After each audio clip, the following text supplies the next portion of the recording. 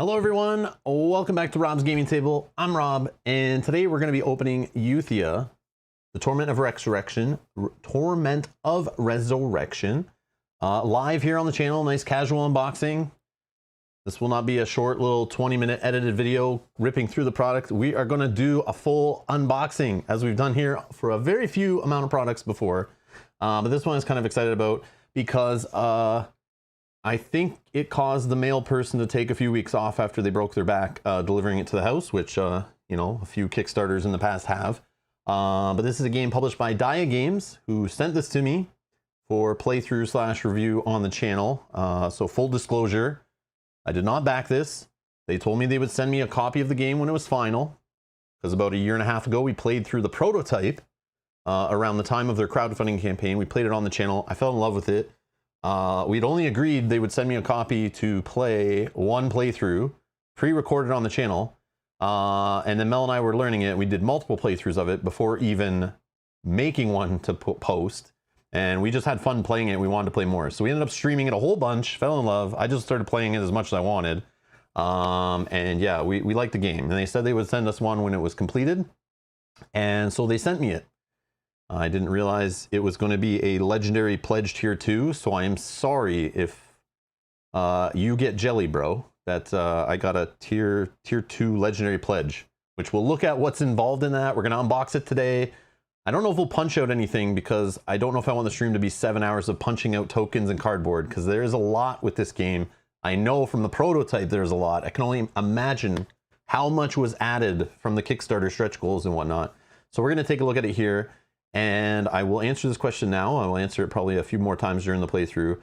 We will be playing this game on the channel. I'll be playing through it again. The final product in November is the plan. Some point in November. I'm assuming that'll stick, but it might change. But that is what we plan. So if you want to see this game played, click the subscribe button, turn on the notification bell, get notified when we go live, and you should not miss it. We will be back playing the game, and I'll dig into it. I'll play it solo. We'll play it multiplayer.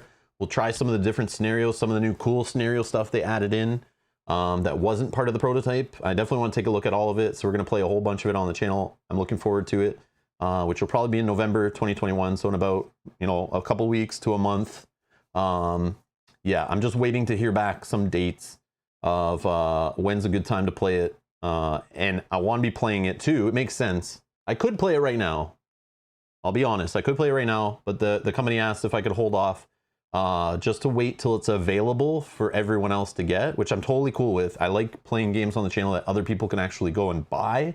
I don't like playing out of print stuff or hard to find stuff because I don't think that's fair. So I'd prefer to actually play it when people can actually see it, and if they want to get it, can get it. I don't like playing stuff that, like, you know, haha, look what I got and you don't. Like, I try to avoid that stuff. But yeah, and then you can find out if the game's for you or not. And to be honest, I don't care if it's for you or it's not. I'm still going to play it. And you make your own choices and decisions, but that's the plan. You get jelly, bro. Yes, you got jelly. Gonna punch Rob, I just say it. Oh no, it's a comment. I'm sorry.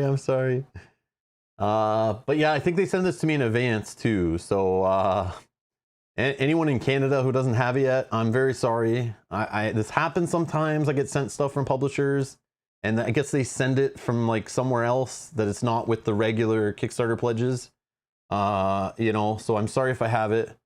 Heather, I still want to stream that game though. Forbidden Stars is one I might still stream even though it's out of print. I still want to play that again.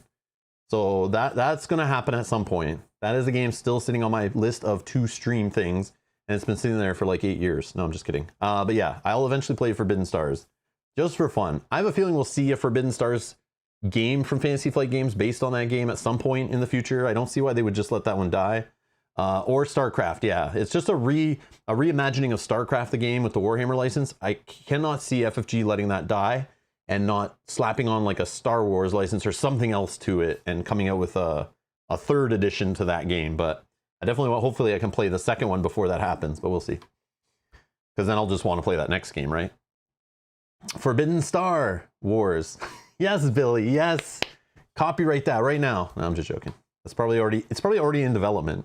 Knowing them, it's probably already in development. Anyways, we're here for Euthia, Torment of Resurrection. So again, the story is, this is a small publisher from the Czech Republic, I believe, reached out to me in late 2019. And I get emails all the time from random publishers I've never heard of, like, you know, ma and pa game designers sending me emails all the time. Rob, I watch your channel. We're in this corner of the world, we're down the street, we're in the US, we're whatever, and we're just, you know, a couple of people making a board game, and we want you to play our prototype. Here, you can print it out here. And then right away I click the link, I look, and it's like all black and white prototypey, you know, still not even like finalized. And I just say, I'm sorry, whenever you're finished the game, reach out, I'll take a look at it. But I like to play finished-ish games, product, you know, physical when I can, physical games that are like a good production quality. Even if it's a prototype, you can still make a prototype look pretty good. And I can get a feel for what your final game might be like. And I'm able to tell the viewers of my channel more closely what they're about to invest their money in, and if it's closer to what they're gonna get. But sometimes, games aren't even ready yet, they're not even done, they're showing you some kind of art and miniatures, and they haven't even finished the game or don't even have an idea, and you're just backing like based on some images on marketing speak and stuff. So this company, they reached out to me and I said, I looked at it originally and I was like, okay, I don't know who they are. I'm just gonna leave it, it's just another one. I kind of ignored it. And then I put it on my list of to look at later. And then they sent me another email, and then I realized, I think it was that. They sent me another email, and they actually had the rules done, and this game was actually printed in another language, and it had already been out there and sold and everything. And I went, what? And they're like, it's basically a translated version. They're trying to kickstart a translated version of a game they already have, but they're refining it and improving it. And I don't remember what the name is, but I'll show you on BGG, because it's actually on there. And then Euthia is like the second edition of that, and in other languages, right, including English. So then I read the rules to Euthia, and I started looking at what the game was, and I was like, wait a second, this game is right up my alley. I showed Mel, we started looking at it. We even watched some YouTube videos of the game being played in another language, just to see the components, see what they were doing with the game, like to get an idea, like to see a playthrough, but there was no English ones. So then I reached back out to the company and said, yeah, I'm interested. What's your prototype look like? And they said, actually, since the game's already been created, we're actually getting the prototype printed the same way we had the other game printed. So like production quality, you know, like not just prototype quality, like production quality. So they actually sent me a prototype. We played it on the channel. You can see the playlist probably in the video description. I'm pretty sure I put it down there. And you can see us playing through the prototype of the game, which is actually like, you know, full production components, full box, full art, everything. No placeholder stuff. And I was impressed because they actually put the time and effort in to make like a good quality prototype. And I was actually able to play the game, play multiple scenarios, not just a trial scenario, not a game with half the rules finished. It was like pretty much rules-ish complete, but they're obviously refining and changing things. And I was very impressed by that, the amount of work and effort they put in before coming to Kickstarter. So because of that, I'm like, I'll give your game a try. And yeah, I fell in love with it. So here they sent me another box to play. It's now finalized. Some people already have it. I saw some people in the Euthia Facebook group posting that they've received their copy. All around the world, people are receiving their copies now. So I've had mine for a couple weeks. Because I couldn't play it yet, I wasn't excited to open it. I don't need to since I'm not playing it till November. But yeah, I've had it for a couple weeks. I finally found some time here to unbox it for you. So I'm going to unbox it so that I can start reading the rules in there and start playing it and learning it and getting ready to play it in November. So that's the story behind it. So full disclosure, I'm not being paid for this video. I wasn't paid for my playthroughs. They were just nice enough to send me review copies. They just went a little overboard with this review copy because most publishers usually will just send me the basic. If I ask for a review copy and it's a big Kickstarter production, they'll just send the base game. They'll just send the core, you know, components. But these guys, Diea Games, kind of went crazy and sent me like a big pledge. So thank you to them for doing that, but they didn't have to. So yeah, I would have been happy with just the base game because that looked cool enough from what I played. So yeah, hopefully that makes sense. I'm trying to be open and honest. Sorry if I'm rubbing anyone the wrong way, but that's, I'm, you know, trying to be upfront with it here. So there you go. All right, I just want to get, I did not open on the web. I just want to get the, I lost my mouse here. Where'd you go, mouse?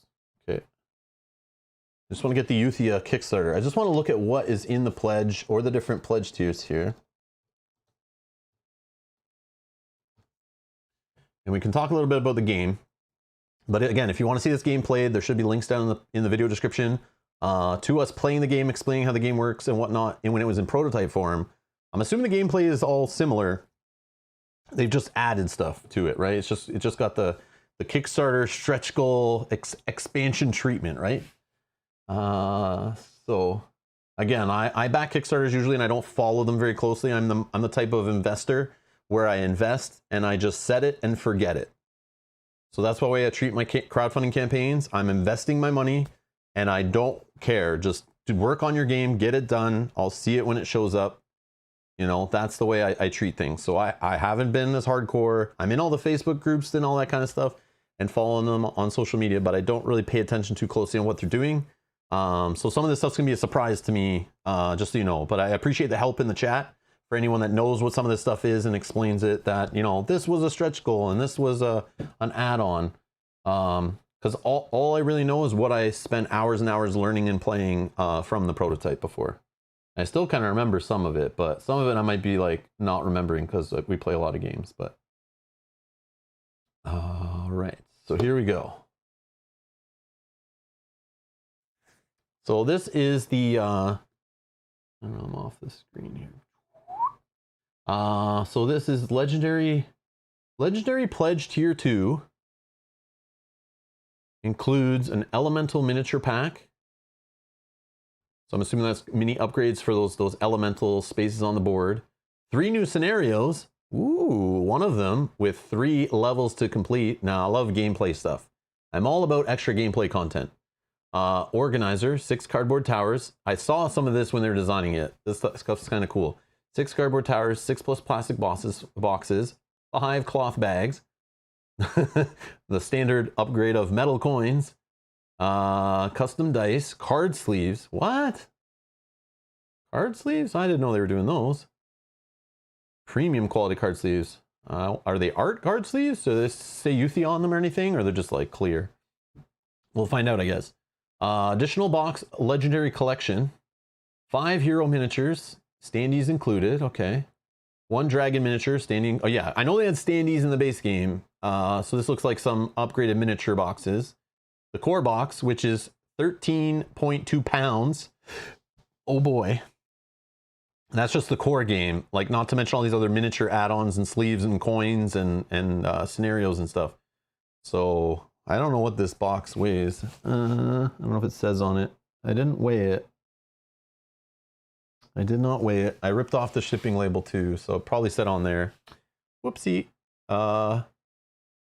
And then you can get all unlocked miniature stretch goals, all unlocked core stretch goals, digital wallpaper, and they actually share their miniature files. So if you didn't back it at this level, I think they were just giving them away to backers. Anyone who backed the game, they could just send you the miniature files and you could 3D print them if you wanted, is my understanding. So it's kind of cool of them to do that. So that's really neat. Okay. And Bill Corp saying, don't play Skolder in your first 2 to 3 games. Just learn the basics and later go for this hero. Oh, Skolder's another hero they added. I don't remember the hero names. But we'll look at them. I'm going to look at everything in this box. We're not in a rush. We're going to be here for probably a couple of hours opening this thing. So sit back, grab a drink. We're just going to chill and look at everything in here. And yeah. I don't know if I'll punch out all the tokens and sort things out and stuff. I don't know if I'll go that far today, but I will. I have to do it anyway at some point.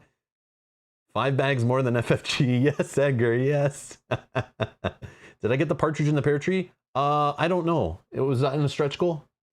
That might have been in the stretch goals. Partridge in a pear tree. Because the only pledge after that is like multi-core pledges, multi-miniature pledges. So like if you're ordering like first, you know, you and 5 friends, or I guess want to put all your pledges together, multi-legendary pledges. Oh my god. Yeah. But yeah, there was other pledges. There's legendary pledges tier 1, I guess, that just had some less things in it. And again, I'm not one that goes in for the all-in stuff usually. I'm always like, gameplay all-in is as far as I go. This pledge that I have here is like, yeah, this is not what I normally do. So I do not condone going all in for metal coin upgrades and that kind of stuff if you don't need to. That's not usually me. But I still will play with it because it's cool stuff. All right. So this game, Euthia, Torment of Resurrection, is officially coming out 2021. Obviously, not a lot of people have it yet, so not a lot of people are rating it and stuff, but the weight is supposedly 3.44 out of 5, so it's a pretty complex game. The play time is 45 to 90 minutes per player, depending on the scenario you pick. And we know from playing it before, there's like a basic scenario that's not as long, then there's like a next scenario that keep getting longer and more epic, adding more things to them. So this game's a monster for time. Like, it takes a long time to play most of the stuff in the box. But you could play that base scenario over and over again. There's good replayability to it, and knowing from playing it like 4 or 5 times at least. And then that was only prototype, so they've added more. So I can only imagine there's more here that even adds to replayability. 1 to 4 players, supposedly best with 3. I've never played it at 3, so I don't know, but I was fine solo, and I definitely had fun playing a 2-player. But yeah, again, it's per player the time limit. So if you're playing, you know, the second or third scenario, it's like 90 minutes per player when you all know what you're doing. So just keep that in mind. Keep that in mind. But here's the game that it's actually translated from. The one that released in, I guess, Czech Republic beforehand. I don't know. But this one was self-published, designed again by the same people. It just came out, and then in 2017, they learned from it. They've improved it. They updated it. They got better art. But you can see the foundation, the starting of this game, and then re-implemented by Euthia. So there's some similar stuff here. Obviously, the foundation of the game expands on that, but this is the new version you want to be looking for. So it's an epic competitive board game inspired by RPG video game classics. So Heroes of Might and Magic, this game is inspired by that. The developers said directly that was their inspiration. And when we were live streaming it and people were comparing it to Mage Knight, it's also because the designer of Mage Knight, I believe, is from the same place and was inspired by Heroes of Might and Magic video game series back in the 90s, I believe, on PC. I looked up streams of this game and was like, what is this Heroes of Might and Magic they're talking about? But it's supposedly a really popular game, and these games are both inspired by the same video game, like the same PC video game. So that's why you'll see some similarities here to like Mage Knight, because they're both designed with the same inspirations. So FYI. Just start opening and I'm spoiling too much? Okay, I'm sorry. I'll stop spoiling myself. Okay, let's get down to the table. All right, so this is the monster box that showed up to my house. It's huge. And supposedly there's 2 boxes in here, I was being told today. Because otherwise this is a lot of packaging for 1 board game. Matthew's saying, Heroes of Might and Magic are fantastic games. They look cool. I was watching them. Thaddeus is here. One of the designers is in the chat. Hello, Thaddeus. How's it going? Hope you're doing well. Hope you're doing well. But yeah, we're going to get into it here. We're going to take a look. Okay, so let's crack this thing open. I was asked in the chat earlier to make some comparisons to the size of the box in here compared to Gloomhaven, the original Euthia prototype, and to I got the Descent box, Descent Legends of the Dark.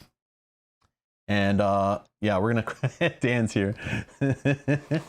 No, Dan, I don't know what you're talking about. I didn't say the words Mage Knight. I don't know what you're talking about. So we're gonna open this here, and we're gonna get in and take a look at all the pretty stuff in here, all the cool components and upgrades and things that have changed. I've been, like I said, 1.5 years I've been waiting for this thing since playing it. The prototype, which was already pretty cool. Just try not to hit the cameras.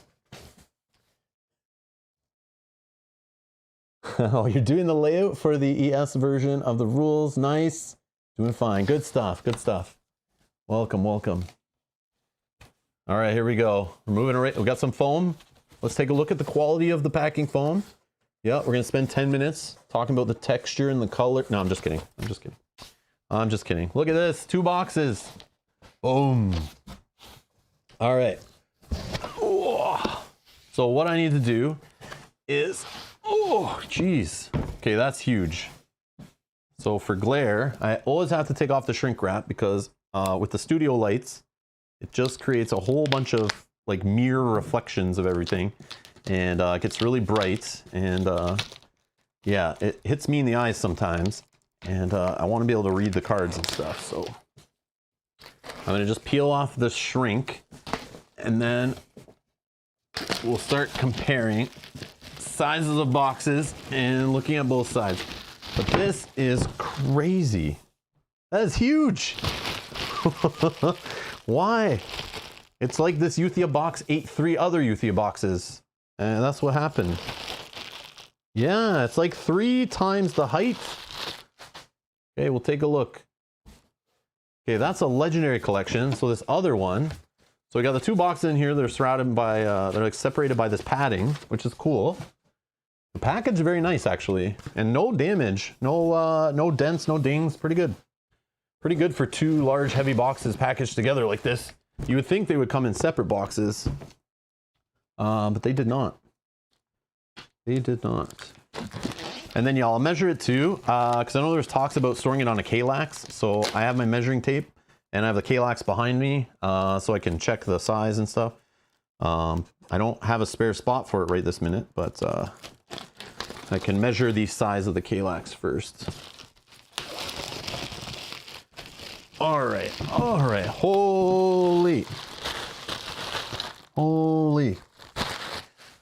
There we go. All right. So it's just an empty box. I don't think there's anything hiding in there. All right. Throw that out of the way. Okay. Look at the height on this thing. Like, look at that. Like, from the top, it looks just like the prototype. Okay. Here's the prototype. I have it still here. But it's like this box ate like 3 of these boxes for lunch. Yeah, I don't even know what to say.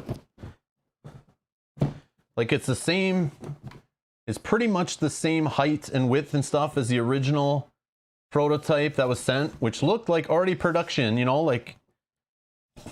But then that's what happens when you bring a game to Kickstarter and everyone backs it and the stretch goals get out of control. So yeah. Here is how tall the box is. I don't know if it's coming across on video that well, but let me see. There's the height of the original box right there. So it's like, what, 2.5 tall? Like, what happened? What did you guys do? What did you do to the game? This isn't what I expected. I wanted one of these with just like nice new components, but nope.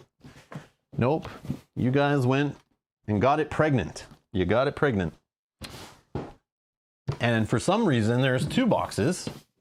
So I'm assuming this is stretch goal add-on, miniatures, all the extra stuff. But I want to open it to find out, but it's making my brain hurt understanding how the game that fit in that box fits in, like, got big enough to fit in this box. And then the stretch, this is not just like the stretch goals added to the base box. This is like a whole separate bunch of stuff on the side. So like, I find this crazy. Like, why? It's like 2 boxes the same size. So anyways, let's take a look. We'll take a look. But yeah, this is insane. This is insane. So we'll find out inside if it's all just, maybe it's just all the punch boards are taking up that space. Like, I don't know. We'll find out. It's heavy though. All right, let's see if we can be a little closer here. All right, so we have a strategic RPG, solo, cooperative, competitive. Or sorry, solo, competitive, cooperative. Oh, it says 30 to 120 minutes per player. I misspoke earlier.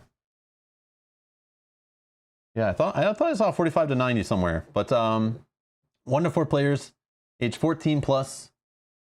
So again, you can watch our playthroughs. We'll have playthroughs coming up on the channel in the future. But it's basically like an adventure game, open world kind of sandbox game where you're playing against another player, or cooperative or competitively. There's like a looming threat boss. There's kind of like a round limit, and you're just trying to expand the map, explore the map, level up your character, get money, buy loot, trade, sell, complete side quests, you know, whatever you got to do to build your character up, fight monsters, all that kind of stuff. It's just a cool open sandbox adventure, fantasy themed, epic game. That's like the way I would explain it.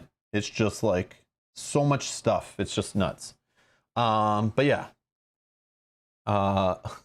This is game contents. Look at this list. Look at this list.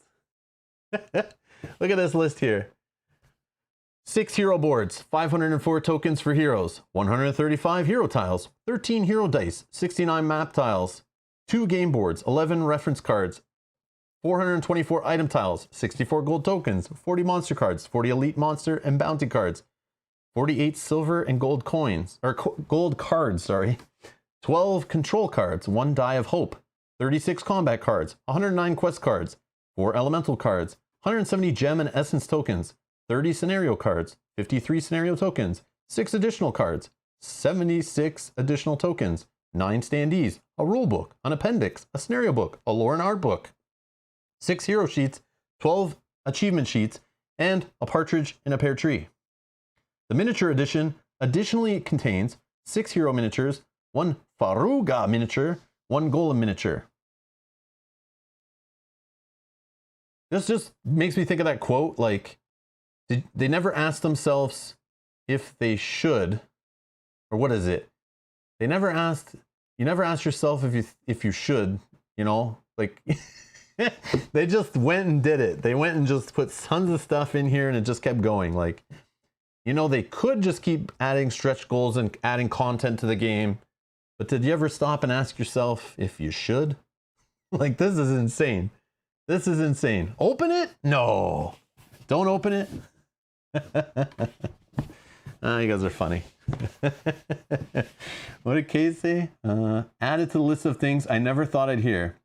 You got the game pregnant. That's what happened. Look at it. Obviously. This is not a normal game box. Something happened here. Something happened here. I gotta zoom it out again. Here we go. All right. Look. Billy says, I'm going to get this game for research. Yeah. All right, let's open up this one. Let's open up the main game. Holy, that's heavy. And we got to let the box release here.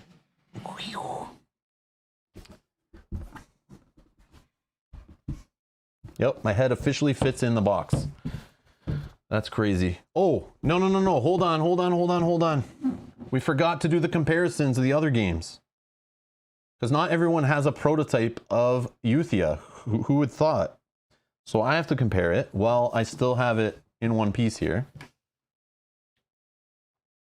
Let's go like this. Okay, Euthia. Descent. Okay. Same height as Descent. So for anyone at home who has Descent Legend of the Dark that came out earlier this year, it is 100% the same height. Same height. Okay. The depth of it though, a little bit shorter, but same height, but definitely wider, right? Definitely wider. Definitely wider. So you get an idea there. Definitely wider, but same height. Okay. And then the one that you guys are asking about, Gloomhaven. Okay. Gloomhaven's slightly wider. I don't know if I can do that here. Slightly wider. Okay. Let's check depth. Gloomhaven slightly more deep, but as you see here, Euthia has about, not even about, Euthia has 3 inches in height over Gloomhaven. 3 inches in height over Gloomhaven. It's very similar probably in the amount of space inside the box, since Gloomhaven is a bit, I don't know, deeper, wider, whatever you want to call it, and then a bit longer. But yeah, this is comparable in volume probably to the Gloomhaven base box, if you're comparing. But it's like, I have to get my wide angle lens to like really zoom out to get them both fully in the shot. But yeah, this is huge. And we're not even talking about this legendary stuff, okay? Not everyone's gonna have that legendary stuff, but let's take a look at the base core box here and see what's going on. It's the cover, you're horrible. This is volume 1, is it? Actually, let's throw that over there. I don't know. Okay, hold on. I gotta move some stuff.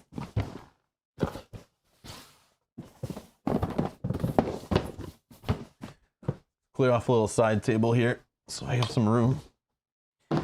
I have a feeling we need a lot of space. You're welcome, Bill. You're welcome. No worries. Okay. We start off with a lore and art book. I don't know if I'll flip through all the pages, but you guys get an idea. Nice little quality. So this wasn't on the prototype. This is obviously new. But they worked on, put some art in here for the game. I've seen some of this art, obviously, on cards and boards and stuff.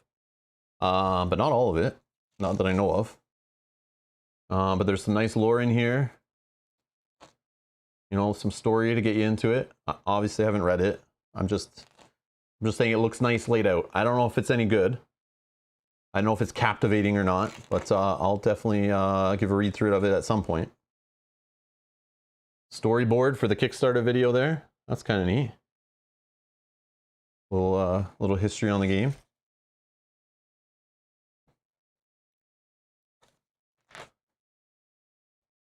Awakening. Yeah, just a little lore and storybook just to get you into the world. Some cool art. We got a scenario book. Ooh, this is what I like in games. Scenarios.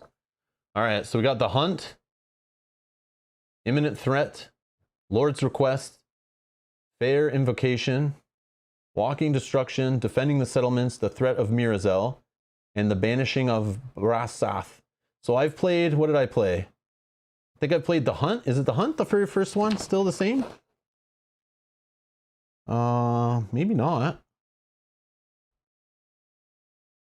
No, the hunt's like a tutorial kind of one, right? It looks like it doesn't, which one was the one with Faruga in it, right? That was the original first one? But I know I played the Mirazel one, right? And then I played the Barasath or Barasath. I can't say it.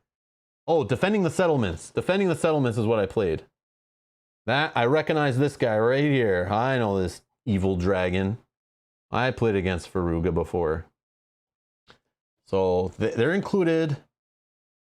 So I've played these ones in prototype form. Obviously they could have changed, but I've played Defending the Settlements, The Threat of Mirazel, and The Banishing of Brasath, which all felt different. They all had their own twist to them, and they all were different lengths.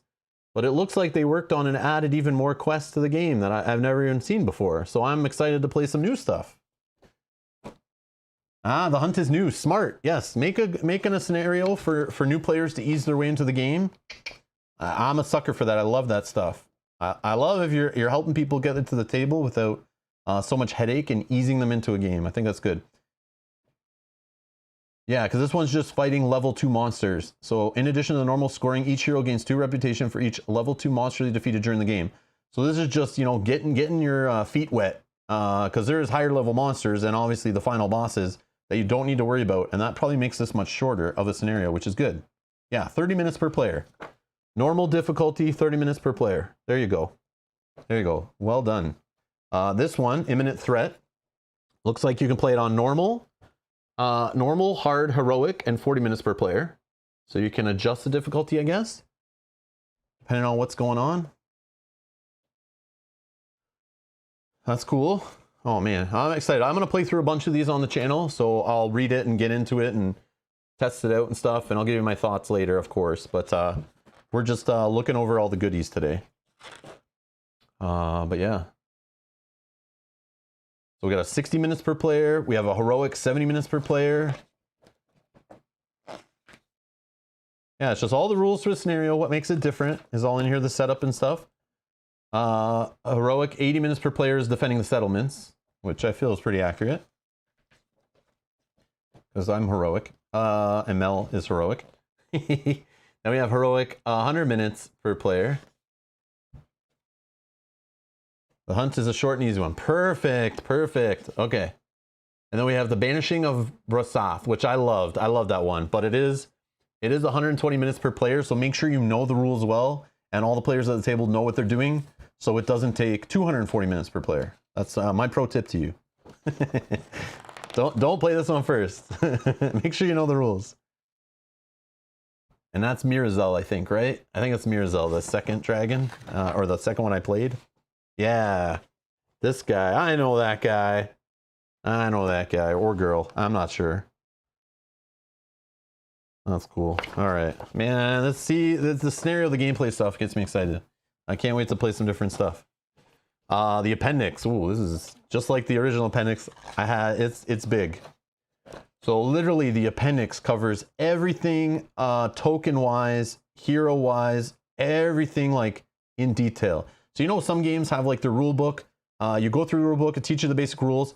And then it kind of touches on a couple components in the rule book, but then leaves you to fend for yourself, to go to BGG to find out, you know, this one tile or this one card in my game, it's worded this way. It doesn't make sense. The rules don't really cover it. There's no issue with that here, because literally every token and everything in the game, all the heroes' tokens and abilities are all covered here in more detail in a separate appendix. This is like a rules reference kind of on steroids. It's crazy.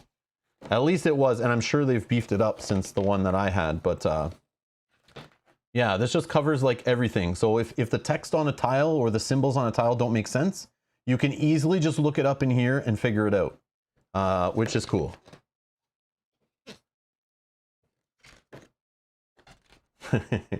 So yeah, I'll have to look through some of these for the characters. So what I would do if I was playing the game, if you're sitting down to learn this game, grab your hero, and go in here and find the section for that hero. So for example, if you're playing AL, if I'm saying that right, AL, if you're playing her, go grab this sheet and you read just this stuff to understand how her things work after reading the rules, of course. And then if you go to play again with a different hero, you come right in here. You know, let's say you're playing as Drawl, you can take a look. So even before you play the heroes, you can read through some of these abilities. You can get an idea of how the hero plays different and what kind of gameplay style they are. Which is pretty neat. So yeah. So you know, sometimes I complain like certain games, they cut back on the rule books. It seems like they're trying to save paper and they just hope, you know, BGG hardcore fans will be answering the rules in the forums for them and cover their butts. You can see Diea Games here just didn't care about how much paper they're going to print. They don't care about the trees, obviously. Just kidding. But yeah, they just made sure they were covered. So hopefully this leads to less people spending time on BGG, confused when they get the game, trying to find answers. Hopefully this fills in the gaps. You know, even though it's more than you need to do, the fact that they did it shows that they care. And not a lot of companies do this. And not every game has to have this, don't get me wrong. But this game just has so many unique components, like so many different tiles that are not repeating the same abilities and stuff to make each of the heroes feel unique. That, yeah, you kind of need explanations for some of them. But yeah, it's just to add variety to the game, right? They just have to do so much stuff. But even the basic tiles and then, you know, the healing tiles and stuff are all here. All the stuff from the shops, the armor, you know, the amulets and all that thing, the rings, they're all in here. You can see there, just explaining like what they are. So if you ever like dropped the game, you know, and didn't know what was going where, it kind of like explains what, you know, is what and what where they are and what they are, what tokens go with what. There you got your cards for your elementals covered, how the elementals work, the enemy cards, the silver and gold cards for combat or whatever are there. Your encounters, I love this stuff, the little quests, you know, you can, depending on which, you know, side encounters you have in the game, you might be hunting, you know, pelts for treasure, you know, to bring back to like a hunter, a merchant. Yeah, hunter, priest, survivors. Some of these I don't think I've played with or don't even recognize. So I'm looking forward to trying some of those in the games. I know we definitely didn't play with all of them in the prototype. But yeah, you can change your game up too based on which encounters you incorporate in. Will make different like map tiles show up depending on the scenario.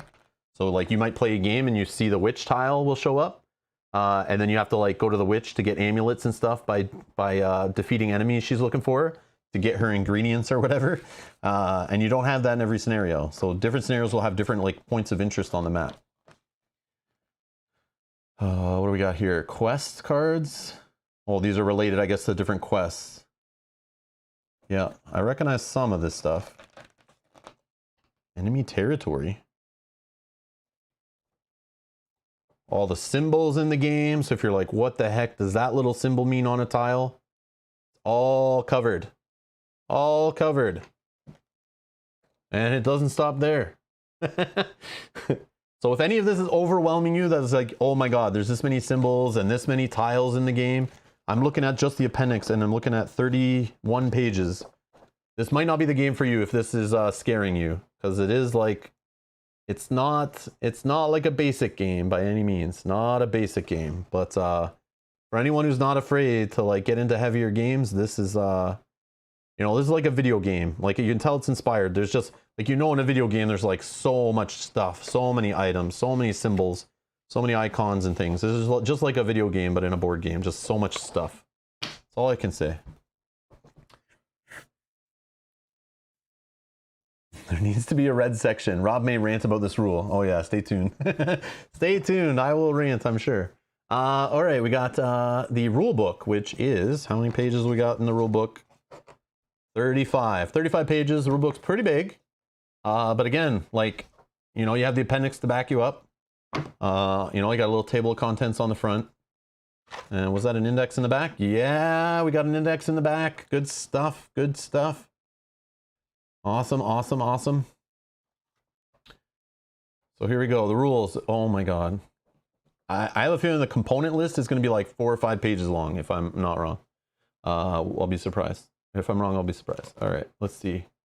Oh, hold on. Oh, I see a change already. There's only 2 boards.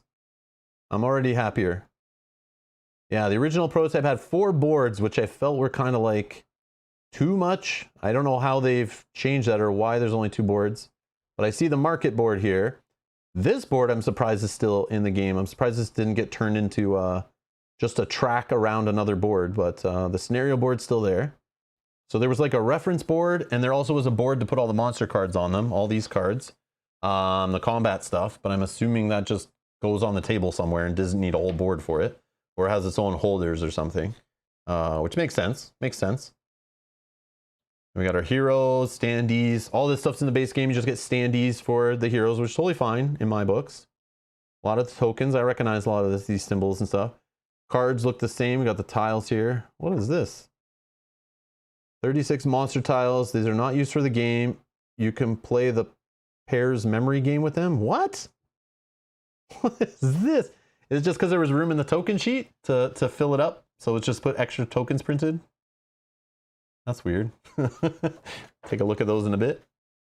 Oh, here we go. Okay, so the component list is only 1, 2, 3 for the base game. 3 pages.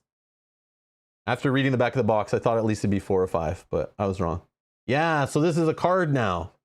This is just a card instead of a whole board. I'm impressed.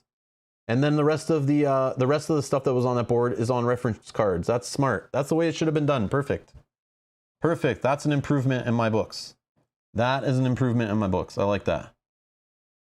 Yeah, I like that. Better for table space. So you can let your map, you can play some epic, huge scenarios and not have to worry about running out of table space because you have like reference boards on the board just taking up space for no reason. Although I feel like there could be a better solution to this still, but hey, I'm okay. The 2 other boards disappeared. That's good. That's good. I do love the merchant board though. I like the presence of it for sure because I'm a sucker for loot. You guys know that. All right, here, what do we got? Just setup. Nice, a lot of examples, colors, lots of text, everything organized. I'll read through this later and I'll give you my rant if it sucks or if the rule book's done well or better. It definitely looks better than the original one I learned from, that's for sure. But again, that was a prototype. That was a prototype. But yeah, I'll read through this and we'll see if it flows nice, if it's easy to learn the game from, because there's a lot to this game. There's a lot to this game. But again, if you have a good index where I can just look up something when we come across it, that's good. And we know we have the appendix to look up things, but there's a lot here. This is like a large 35-page rules. So some rule books and games are usually kind of smaller and then they'll push out to like 40 or 50 pages. So this feels like kind of like that because it's taller. This is quite a bigger rule book, right? Like taller, but looks organized. Like nice little sections here. But lots of text. You see lots of text, guys. There's lots in this game. I'm not joking. There's like so much in this game. But not everything you play in every scenario, right? So some of this stuff you don't have to worry about. Depending on, like, obviously if you're not playing solo, you don't have to worry about the solo rules. If you're not playing against elite monsters, you don't have to worry about the elite monsters, for example, right? Co-op rules. So we have co-op game stuff. See, the solo has like 2 pages of rules on how to play solo different. So it's like it's its own variant. But supposedly there's a digital app Oh, there's spare room for a pairs game. You're hilarious, Thaddeus. I don't know. All right. I'll see that. I don't know if I'll do a stream playing that pairs game. I'm sorry, I might not do that. But maybe I can find my little niece will play that game with me. So Skolder Dwert tokens? Skolder works in the same way as other heroes, but with the following additional rules. Okay, this is why you guys were saying don't play Skolder first. Because Skolder has his own rules page on how he plays different. He has his own die, it looks like. We got to put some stickers on a die or something here. That's what I see. Is that what this is? Yep. Okay. So the stickers to put on a die for Dwert. Dwert. Okay. That's the rules. All right, so I may disappear from the internet for a couple days while I read through this giant book, but don't worry, I'll come back eventually. What is this? An achievement sheet? We got a whole pad of them? Oh, these are nice. I feel like I want to laminate this and then, you know, put a dry erase marker to it to track it. Put it on the wall. That's cool. I'm a sucker for achievements. Wanderer. Have 14 or more hero tokens on the map. So these promote different play styles. Explorer, have 20 or more of your interaction tokens on the map. Savior, have 5 or more of your trade tokens on the map. That's the way I played. I think I always got trade tokens a lot on the map. Like more than Mello was. Look at this. Anti-fashionists, have 5 different armor types equipped instead of making sets. I love it. I love it. Solitaire, finish a scenario while playing a solo game. Duelist, win a 2-player game. Captain, win a 3-player game. Warlord, win a 4-player game. Oh man. Landlord, have more gold than any other player. I have trouble hoarding gold in this game. I like spending it on better equipment and stuff. Nobleman, 100 plus, have 100 or more gold. Patrician, have 140 more gold. That's hilarious. Is there more in the back? Oh man, this is funny. Look at this thing here. Why? This is awesome.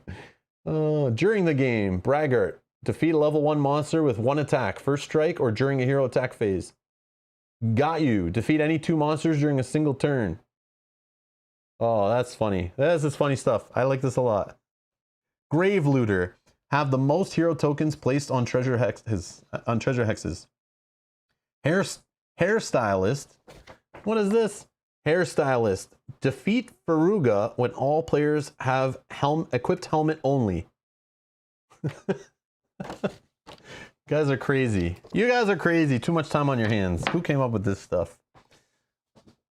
I'm assuming some fans came up with some of those, because that's funny stuff. I like that. So what we got here? Reference sheets. Okay, reference sheet for each hero. Okay, scratch what I said. When I said before you play a hero, go to the appendix to read about them. No, you just take their hero sheet. I didn't realize each hero had their own reference sheet. I probably read it on the back of the box, but it didn't sink in. I know, I do that a lot. But yeah, so you want to play as Mailder? There you go. There's your reference sheet. You can keep nearby.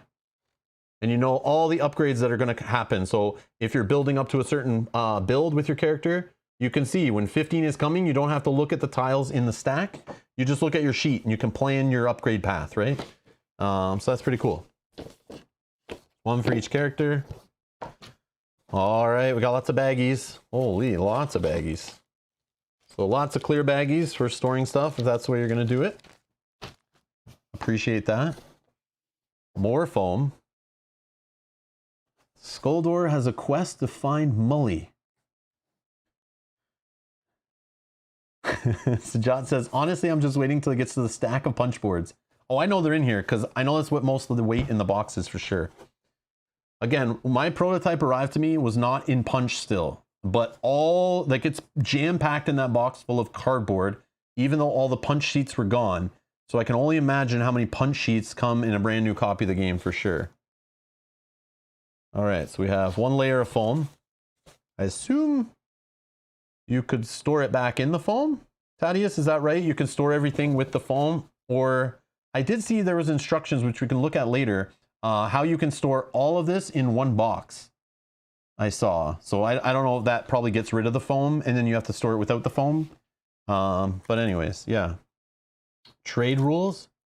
We got reference sheets. Reference sheets. Oh.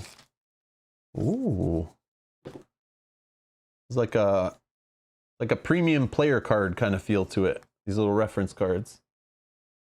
Trade rules. Ah, see, this replaces that, what was printed on that board with the merchants, right? Yeah, this used to be printed on a board, which is cool. Okay, so you can just keep that nearby. Or every player can have one. Yeah. Or maybe not. Hold on, what do we got here? 2 of those. Ah, see, yeah, it's on reference cards now instead of printing full boards. I appreciate that. I think that's a good idea. So you can pass this around the table, and no matter where a player's sitting at the table, you don't have to, like, you know, some people have trouble reading upside down and stuff. So instead of having all the big boards on the table and maybe far away from 1 or 2 players, now you can just have these to hand around to just explain the reference things instead of having them printed on a board, which I think is a good thing. This is a good idea. Save you table space and make it more player friendly for sure. I appreciate that for sure. Let's see what else we got. More symbols. So yeah, you don't have to grab the appendix. You can just use little reference sheets, little reference cards. Man, they got it covered. They got it covered. The final scoring, how you do your final scoring.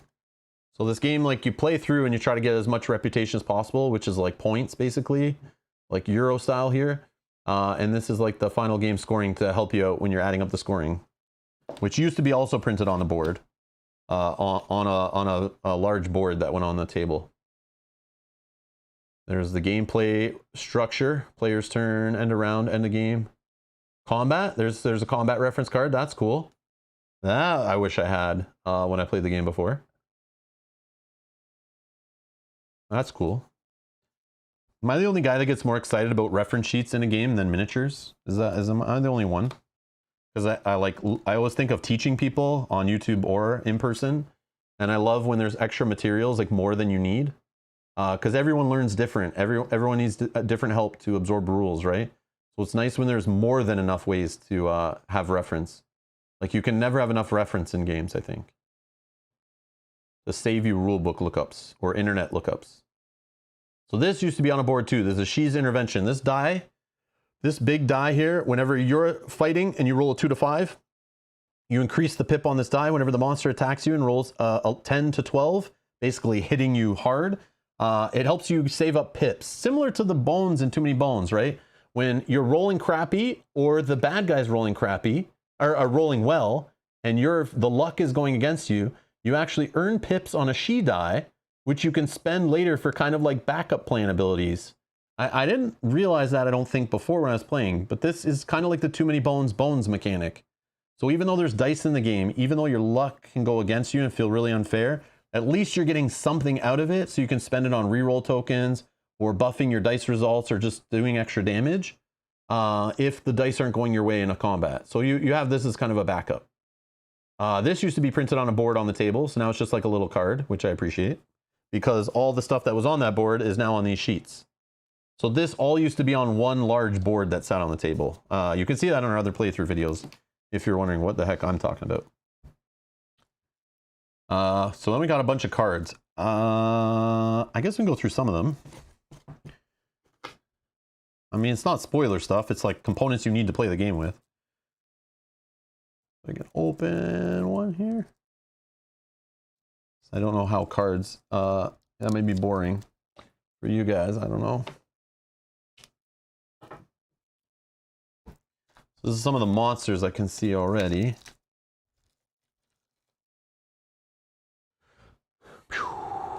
Actually, let's zoom it in. Whoop.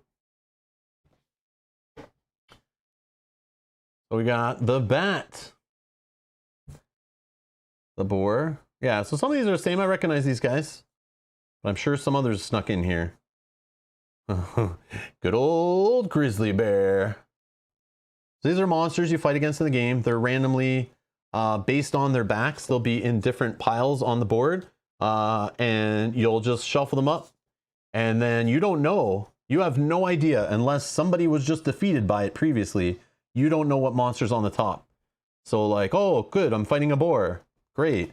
But sometimes you draw and boom, what is, yeah, this shadow beast. I'm not sure if this guy was there before, but you know, you could be fighting a shadow beast instead. Like, you have no idea. But it's fun because the set collection mechanics in this game of trying to achieve the side quests and collect and trade in like dead enemies for gems and amulets and armor and stuff. You're trying to hunt down a specific monster to kill it and bring it back to the hunter, for example, but you're never sure like what is on the top, which is kind of fun. So you don't know what you're getting yourself into, which I think is fun. But yeah, there's just a bunch of different enemies in here that you can trade in for goodies, and they might kill you. You know, venomous spider, I remember being annoying. But yeah, it's just got their values on here, like how much chaos tokens the other player who's controlling the enemy. So in this game, when you battle, especially in the competitive mode, other players at the table get to take control of the enemy you're fighting against, so they get to make decisions for it. And obviously they want to screw you over as bad as possible and defeat you.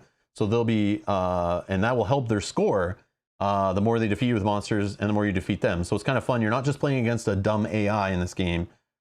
Maybe in the solo mode you have to, but when you're playing with 2 or more players at the table, a player in the cooperative or competitive mode, you have to have another player you're kind of playing against, and they're controlling the monster, which is clever. I like that. Not all games do that, right? The assassin.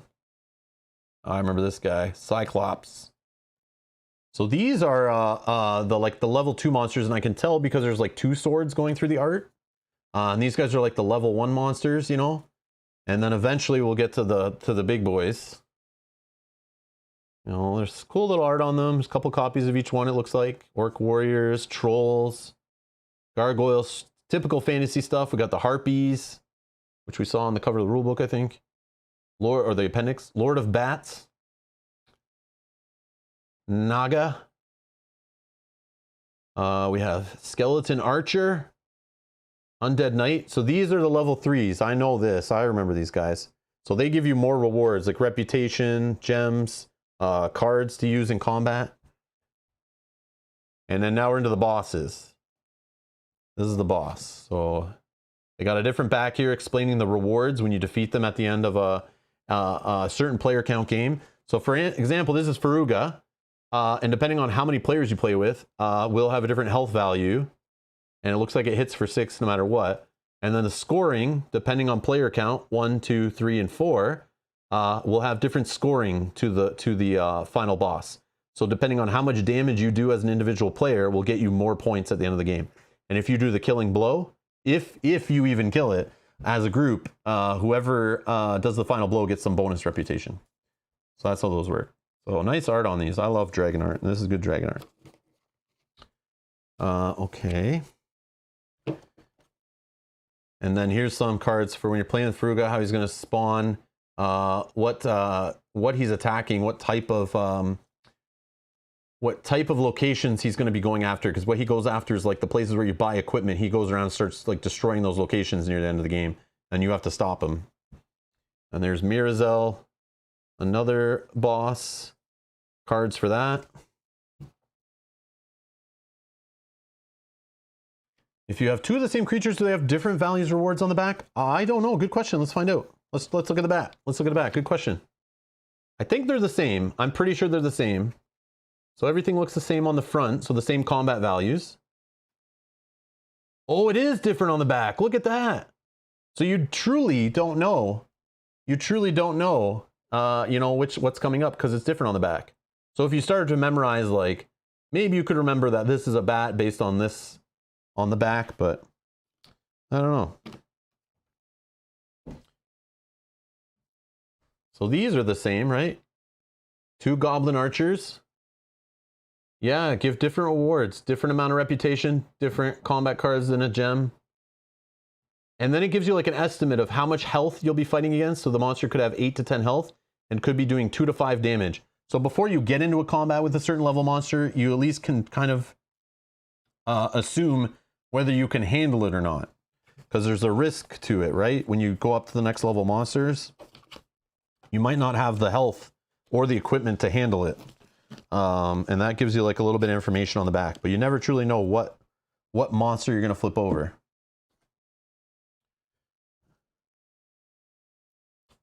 Yeah, this is fun. This is making me excited. I want to play this game. Definitely want to play this game. Looking forward to it for sure.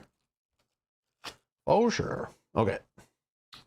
So it looks like we have merchant cards here. So this merchant, you might be playing with it as a side quest. For example, you'll flip up these cards and this merchant wants either a bat, a dragonfly, or a boar. And then you can draw a random equipment card and get a reputation. So you never truly know, you know, what they're going to be looking for. But there will be a few cards out, and every time it changes when you're playing. So it might have a couple cards on the table, and so you have some options. So both, the cool part is all the players at the table know this information. They're all trying to race to deliver what the hunter needs to try to get some of the rewards. But then the rewards are random. You're not sure what you're going to get, right? And you can play a whole bunch of times, but every time you play with a merchant, the cards could be shuffled and show up in a different order, or the items you get are in a random order too. So, you know, you can play one time and you need to bring a dragonfly, but this time the dragonfly card doesn't really show up, and then you're going to get a certain piece of armor, but that doesn't show up because it's you know, bottom of the stack. So it just adds to that replayability. And yeah, this is just all the other encounters, like the different places on the board that you could be playing with. Just they all have their own decks and you draw from and stuff. What's this guy? This is the mercenaries, I think, right? I don't know if I played with these ones, or maybe it's this one's the mercenaries. I don't remember. Again, I didn't play with them all. I didn't see them all when we played, but there's lots of different points of interest, little encounter decks that are all different. They're like different little side quests you can do in the game. There's the witch, I believe, right? Could be wrong. But yeah, lots of cards, different little tower here. Yeah, these are all just little side encounters in the game, but there's like a whole bunch. And again, I haven't played with all these. I'm excited to see some of them because I've not seen them.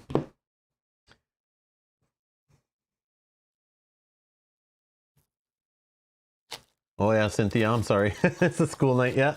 See you later. Thank you for stopping in. Get some rest. Get some rest.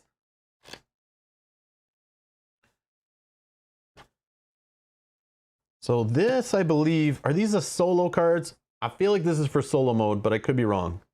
I think this is when the monster, when you're playing with the monster solo, you flip and it tells you like what the monster rolled, and then like, I guess what tokens they get or whatever, or what they'll spend.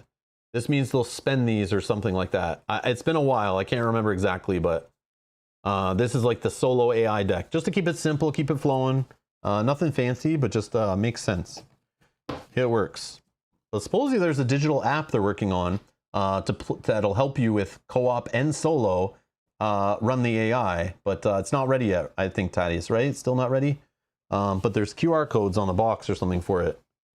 I don't know when that's going to be ready, but I saw it in one of the updates, which is pretty cool. So this is, these cards, I believe, are for when you're in combat and you're playing with like 3 or 4 players at the table or whatever, and you shuffle in the heroes that are playing, and then you draw cards to find out who's going to control the hero against you, which I never had to deal with because I only played 2-player or solo. But I believe that's what these cards are for, if I remember correctly. Just so that you're not always in, if you're playing 3, 4, 5 players or whatever, you're not fighting against the same opponent at the table messing with you. It will be ready soon. In a few weeks, the app should be ready to test. Oh, okay, perfect, perfect, perfect. Okay. Okay, cool, cool, cool. Yeah, once it's ready, I'll use it in one of my playthroughs. I want to try it out for sure when I'm playing like solo or co-op. Whenever it's ready, no rush. But I'll definitely play with the regular components first before we start putting apps in our games and making people upset. Not everyone likes apps in their board games, I've learned. But it's an option, of course. So these are for the elementals that are specific tiles on the board. I love these guys. They definitely mess with the game.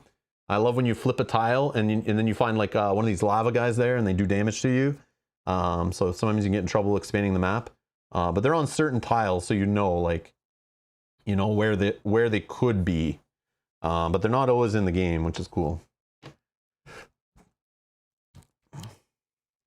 Awesome, awesome. Yeah, I'll give it a try.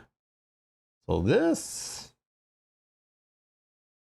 I don't know what these are. Are these the elite monsters? What are these? I think these are, like, look at this. What is this? That looks different. I don't know what this is.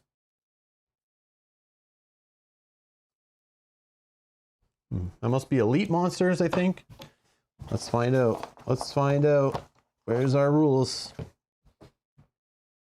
Elite monsters, page 30. Let's see. Is that what that is? I'm not familiar with these. Yes. Elite monsters. You can play with elite monsters in any scenario, even though the setup of the scenario does not require them. This will widen the options for heroes and players. However, we do not recommend using elite monsters with new players. Okay, so when you feel like you're an elite gamer, you play with elite monsters. Okay, that's cool. Yeah, I didn't have those before, I don't think. They definitely look nice though. Here, I want to look at some of the art on this. Look at this guy. Cobra. Giant scorpion. Griffin. Kerberos. Lizard. Wyvern. Blood Witch. Fair Addict. Forest Terror. Lizard Chieftain. Minotaur. Monk. Prey Seeker. That I've seen that art before. Behemoth. Deathbringer. Demon Mistress. Fair Demon. Hydra. And the Lich. The Lich.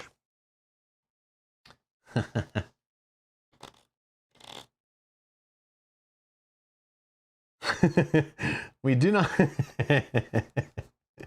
Yes, Sajat, I may add them to our first game for sure, but we'll see. We'll see. I don't think I would to the first game. I don't think I would to the first game. All right. Like bounties? I don't know what this is, but I'm excited. I like games that add this stuff. We got bounties in here. Oh, so if you go kill the basilisk, there's bounties for each one of these guys. The giant scorpion. Okay. I don't know what this is about, but I'm excited to learn about it. Yeah, they're all here.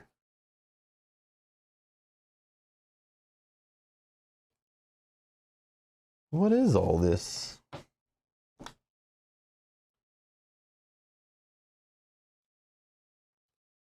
I don't know. This must be for some side mode or something. Looks like some elementals or elemental monster or something. I don't know what this is, but I'm sure it's some side game that was added or something. Some one of the different modes, the player scenarios or whatever. So these are like scenario specific locations that you see in like definitely in the Brasov scenario. These are some of the like locations you could have in your game randomly that make it different. I remember we played with some of these in our playthrough. Whoop. Volcano Demon. Okay, this is just more encounter stuff. I won't look at all this stuff. I'll leave this one. That's just encounter stuff. And this is the combat cards, which are just a bunch of cards with like symbols like these on them for fighting in combat. You guys will see this stuff when we're playing in it every single playthrough. You could see these cards in our previous playthroughs. They look the same. Just FYI. There might be something fancy hiding in the middle there, but we'll just leave it. What is this? Boring old D6s. They're big though. I like big chunky dice. Those are big. Okay, plain old D6s. Nothing to see here. The good dice we'll get to later, I'm sure. Oh, here we go. Oh, this is the die you need to put the stickers on. It's huge. Huge. Because this is the she die, right? Which is just a big giant D6. Hold on. I have like a regular. So this is Euthia prototype, Euthia after Kickstarter and getting pregnant. There's your comparison, okay? This is the smaller comparison so you understand. Prototype Euthia I played before, new Euthia I have not played before, okay? Any questions? Hey Spencer. I'm still on layer 1 here.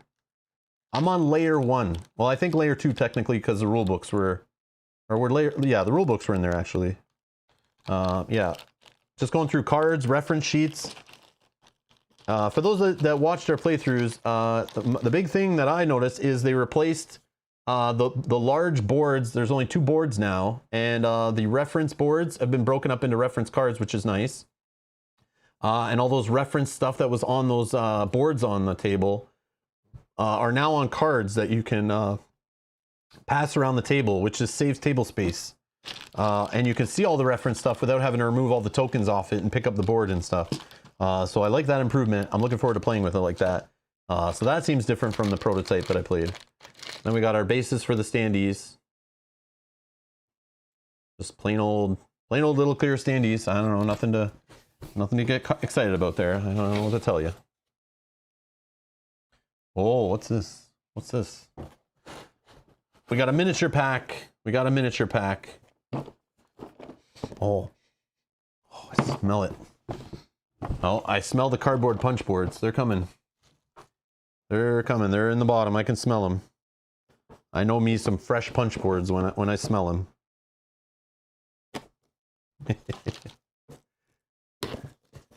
Okay, here's Mel's in the chat. My wife, who paints our miniatures, is going to have some work to do. Maybe she'll make a return live stream painting some miniatures with some Euthia miniatures. You guys can harass her about that. I'll leave that up to you. I tried enough, and I don't want to sleep on the couch anymore, so I stopped bugging her about that, okay? I'll leave you guys to do it. Here we go. Ready? That's what all you came for. I know you did. You miniature crazies. Okay. So, it's got a nice little plastic lid on it here. Got a little insert, standard stuff. Good way to store the miniatures. Oh, they even have a wash on them. They have a wash on them. So if you don't paint miniatures, they're to come wash. That's cool. That's something you don't see a lot of publishers do, but it's nice when it's done. And you can still paint over it, no problem. But it's cool that they do that. This is what I came for. This guy right here. Look at this. Oh, Mel, you need to paint this one first. Look at this guy. That's Faruga, right? Or I guess you just use it as your dragon in whichever scenario or something. I don't know. But yeah, that's cool. And then this guy, I don't know, the golem. I don't know what that golem mode is all about, or I guess it's just the scenario, right? I'll figure that out later, but look at this guy. Look at the detail on this one. Like all the little crevices and stuff. Oh, that's cool. That's cool. Look at the base. I love when the bases come all detailed like this. And you don't have to, like, because I have no skill, right? So you don't have to, like, rebase these miniatures because they already have, like, something cool on the base. I love when there's detail on the base and it's not just a flat plastic base. I think that's cool. That's, like, a nice touch. This is big. I don't know the measurements. Here. This will help. So, this guy's 3¼ inches tall, or 8.5 centimeters, it looks like. Or 8-ish centimeters. 8 centimeters, 3.5 inches, or 3¼ inches, 3 and a bit. Just so you guys know. I know on video it's hard to tell sometimes. Same. This guy's the same. About 3 inches tall. And 4 inches wide. Oh man. I don't know what it's come to here on YouTube. I don't know what I'm doing anymore, but what happened to me, man? What happened? Now I'm measuring miniatures. Where did I go wrong in life? So this is your heroes. So these are the hero miniatures to replace the standees. So you can play with these on the board. That's one of the heroes. There's 6, right? 1, 2, 3, 4, 5, 6 miniatures for your heroes. There's the dwarf guy.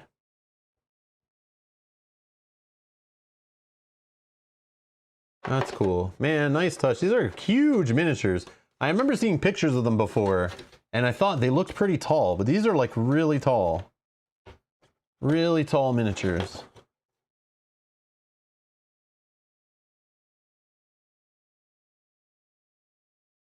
This is the character I played as, I'm pretty sure.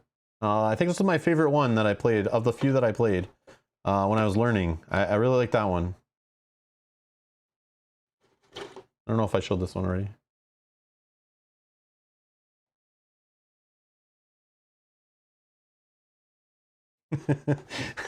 I'm only joking. I'm only joking. I'm not complaining about measuring miniatures. I just haven't really done that on my channel before. Like, what happened to me, man? I've changed. I've changed. Oh, man. Yeah, that's the miniatures. What's this, though? Oh, here's a bowl where, while you're playing the game, you can put your soup in here. And you can eat your soup out of this little bowl right here. I'm assuming there's another miniature that goes in there. It's probably in here. What's this guy? Griffin bonus. Oh, this was that like 24-hour first backing bonus thing, right? I remember that. I remember that. Telling everybody, get in on that Griffin before it's gone, or else you have to pay for it later. I remember that. The Griffin looked really cool. I actually got to see the Griffin early. I think I'm allowed to say that now, because that was like a year and a half ago or 2 years ago. But spoilers, I hope I don't get in trouble. But I knew about the Griffin in advance, learned all about it. I had to keep quiet, but I saw it already and it looked amazing. And I was already mad that it wasn't in the prototype. But now it's here. But it's a side, just a little unique tile, and I think you can fly this guy around the map, which is cool. What is that? Oh, that's over here. Like, what is that white box on the screen? Here we go. We got the Griffin bonus. So this was a, I think it was, you had to back in the first like 24 hours or something, and then you could get this Griffin added to your pledge for free. But I think you could buy it later as an add-on. But it has its own like little rules, its own tile, its own standee, but it also has its own miniature. And I bet that miniature goes in my little soup bowl here.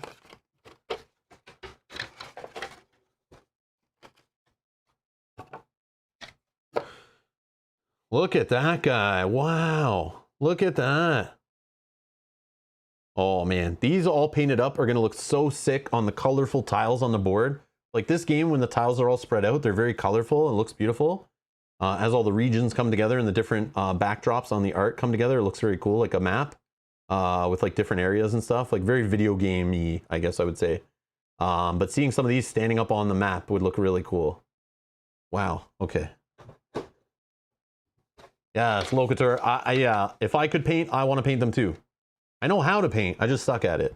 But yeah, Mel will show us how it's done. Mel will show us how it's done. So those are the miniatures. This was an upgraded add-on kind of thing, I'm understanding. You don't need these, the standees are fine. I personally know from experience, the standees were fine. I still love the game, but man, these miniatures look awesome. These miniatures look awesome. Of course, where did that lid go? Okay. Okay, we're going deeper. We're going deeper. How far can we go? Oh, there's that punch board. That's the player board. And am I going to remember which way this all went in? I don't know. I'll have to watch my video in reverse. So this is a player mat. This is huge. Player mats in this game are so big, but so are all the tiles and stuff. For anyone who complains about playing Fantasy Flight games that have the mini cards all over the place as a tableau, I like that they take up less space, but it's like fiddly and lots of tokens. This game too has lots of tokens and tiles and stuff, but they have a nice huge player board that you like put everything on, which is this is like your character. Like it looks like a video game screen where you're like equipping your character, choosing their armor, their abilities, their weapons, you're attaching them. Any kind of reroll tokens, any gems you're storing, your backpack, your health meter is here, your action points and possibilities during the game are all here, and you can store actions for the next round there. Your gold has this place on your board. So this is just like, they're huge. This is like, you know, big. Like you saw how wide the box was. That's how big a player board is. And this is why I complain about the other boards on the table taking up so much space, because each player mat takes up quite a bit of space too, right? Not to mention the you know, the expanding map that you're playing on. So, okay, there's some characters. That's the character I was playing as, Kalia. I like her because she has this like first strike thing. She can throw her weapon at the monster before the monster even attacks, like before the combat starts, which is cool, or before you actually go. And this guy looks like he has an ability too, Mulder. I think I played as this guy. I think I played as him. Scolder, this is the new guy. This guy I did not have before. This is the guy that has the special rules, specific die. So he is new content to the game that I have no idea. And Tasery I've played with before, or I've seen her before. I think Mel played as her. She's got low health. But they have all their own unique abilities. They all play different. Their hero boards are different. Oh man, look at this. Okay, hold on. I'm gonna take all this out. You guys want to see some crazy amount of cardboard? Oh jeez. Oh. I think I just heard something in my elbow snap. I'm just kidding. All right. Here's all the cardboard. Look at this. What the heck? This is so heavy. So much cardboard. So much cardboard. Why? Why? So does everyone want to hang out for 6 hours while I punch tokens? What the Oh man, you guys are crazy. I'm talking to you, Diea Games. Crazy. This makes me happy. My prototype came pre-punched. I'll tell you that. I'll tell you, now I'm happy it was pre-punched. And super chat, KNJ Studios. Thank you for the super chat. Says this unboxing is fantastic. Thank you. Thank you, you and Mel. Where did it go? For super great content. Look forward to seeing more Euthia playthroughs. Take care. Kanji, thank you for stopping by. Yeah, definitely. We're playing it on the channel. Just give us a couple weeks and we'll be playing it. So stay tuned. But thank you for the support, Kanji. You don't need to keep doing that, man. You already do enough. Thank you for your support. But I do appreciate it so much. Okay. Look at all the tokens. These are the tiny little gems that all have little abilities, which are cool. So a gem is not just a gem in this game. They're not just different color to be pretty and you're collecting jewels. All these jewels can be infused to equipment and weapons. No, maybe just equipment. Maybe just equipment. I'm not sure about weapons, but equipment for sure. And you can use them for like little healing abilities, adding to your die rolls. What else can you do? Extra movement points, extra backpack slots, extra damage to a monster. I don't know what that is, but I like that symbol. Ooh, loot. I don't know what that is. Probably extra gold. But yeah, they all have a use. Every little tiny token here has a use. Oops, I just popped one. They're so tiny, but they have a purpose. And sometimes you're trying to collect these for certain encounters and side quests and stuff. Holy. Not weapons, only armor. Yeah, I thought so. I couldn't remember attaching them to weapons. Yeah, no weapons, no weapons. Only armor and equipment, which is armor. Okay, so these are the tiles. These are for the shops. Yes, look at this. Look at this. These are for the shops, so you can go buy this stuff. For example, you can buy this necklace here for 3 gold, sell it back for 3. This thing you can buy for 6, sell back for 3. These are for like sets. You can collect sets of equipment. So if you have a matching set of equipment that has 3 matching sets, or if you have 4 matching sets, you get like additional little abilities on this extra equipment that you can wear. And you have slots for this stuff. This is where the hook comes, for me at least. So example, you have this character here, you have an amulet slot, right?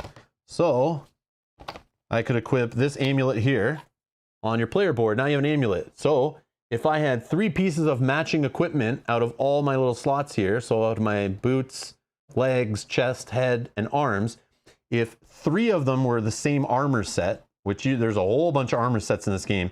It's like a little set collection mini game, but if you have a set together, other amulets and rings and stuff can even get more powerful based on you collecting similar sets. which is cool. A cool thing to do when you're playing the game, to try to achieve collecting different sets of armor, which I'm sure some of those achievements are related to that too. But I always had fun trying to put together certain sets of armor. For example, all this set here, you can tell by the art is like from the same piece of armor, right? But they have the same colored background. So this is all a single set. So if I had the boots, the gloves, and the helmet, for example, but I could have a different piece of chest armor, or no chest armor even, that could make a set. Like, look, here's some like dragon scale kind of looking armor here. Okay, so this is like more expensive armor that adds more health, adds more equipment slots to carry stuff in your backpack. Yeah, okay. I know we always joke about how much I'm into loot in games, video games, board games, whatever. I love collecting loot, and yeah, collecting things and making little sets and upgrading my, spending experience or gold and upgrading my character and getting better over the course of a game. This game's just loaded with loot, like loaded with it. You can get it from buying it at shops. You can get it from fighting monsters. You can get it from doing side quests at the encounters. Like, look at this, man. Can you see why I'm like a kid in a candy store with this game? Oh, is this the matching game? Yeah, here we go. So this little memory tile here. This is for the Euthia memory card game here. Oh man, that's funny. Oh man. Oh yeah, and you can also mine in this game. I forgot about that too. You could mine, so you can go to specific caves and mine in there and get certain resources. And you can get little resources like those gems I showed you. And you can trade it in for gems or collect them. I remember that. Holy. Yeah, here. So you go to like this lake place and like mine for equipment or mine for resources, and you can pull like actually raw resources. And then you could trade those in for the gems or for just gold, or gold and the gem. So like you can get the raw minerals and trade them in, which is cool. So it adds like a tier, like a step system to, you know, getting the gems you want, which is neat. But you don't have to, like, you don't have to go around mining, but you can spend your whole game doing it if you want, trying to get your gold that way, and go digging, or you can go fight monsters. Like, it's your choice. Do a little bit of both, whatever. Go do some side quests. Tiles and tiles and tiles. Like, this is crazy. This is crazy how much stuff is here. Oh, look at this, the memory game. Yes. What the hell? Why? That's funny. So it's got a little memory game here, so we can play a memory later. Maybe we can play on stream.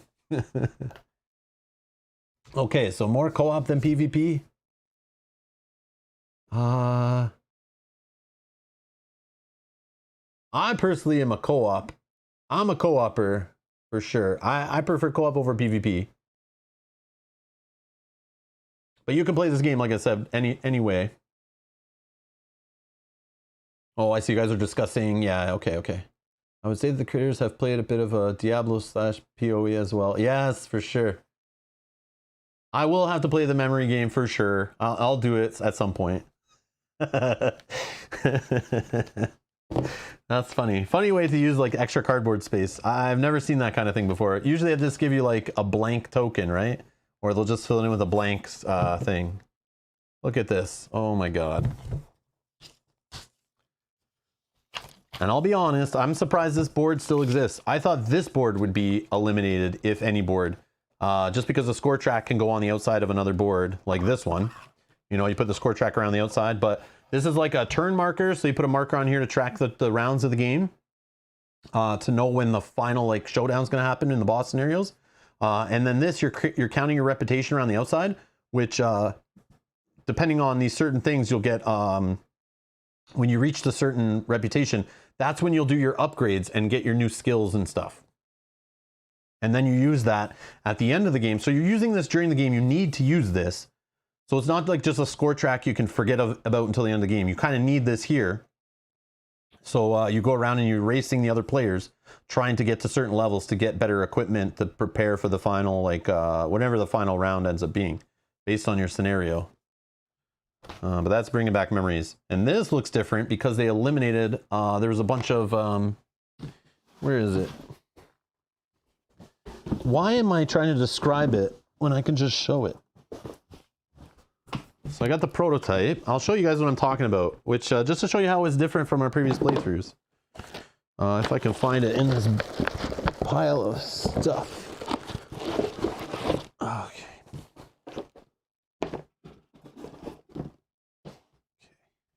So yeah, this board used to exist just to hold those mining and treasure tiles. It would hold like a stack of tiles on here, which was kind of messy, especially when you're playing on this side of it, because these tiles would get really tall and then you can't see over it to see the back of the enemy cards.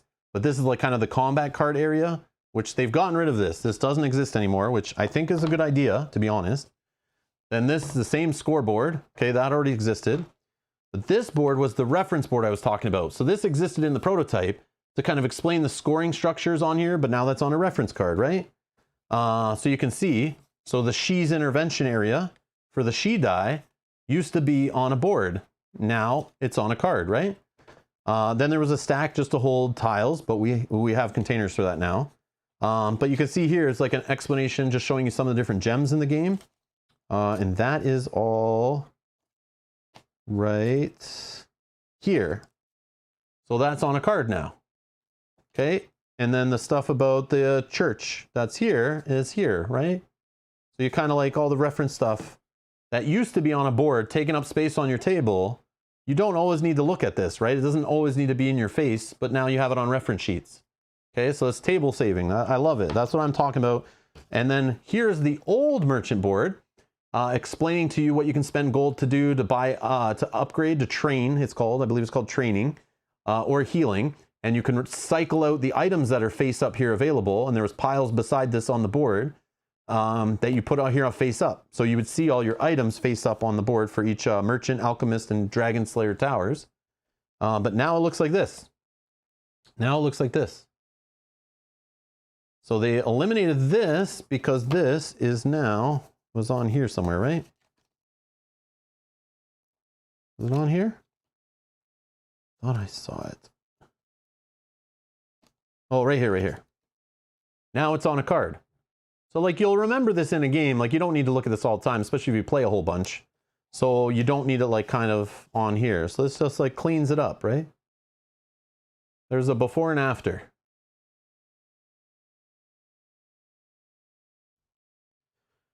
Cool.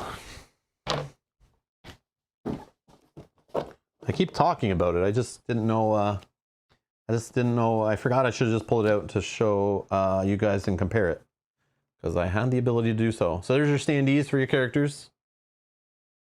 There's your standees. And we have some tokens to mark, you know, where the yellow player did some mining or dealt with the elementals so they can't keep farming the same spots on the board. Dual-sided. Okay. There's some gold tokens. These, I'm not sure what those are. I think that's the Brassath scenario, maybe, or... Those look different, though, I'm pretty sure. I feel like maybe we played with those, the little portals or something. But I could be wrong. I'm misremembering. But we'll figure those out later before we play.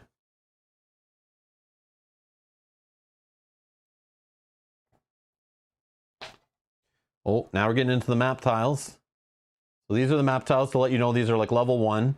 So when you're building the scenario, you kind of like put them together based on this by the level. So when you're drawing, the map expands to like, you know, number 1s, then number 2s, which get more difficult, and number 3s like get more dangerous.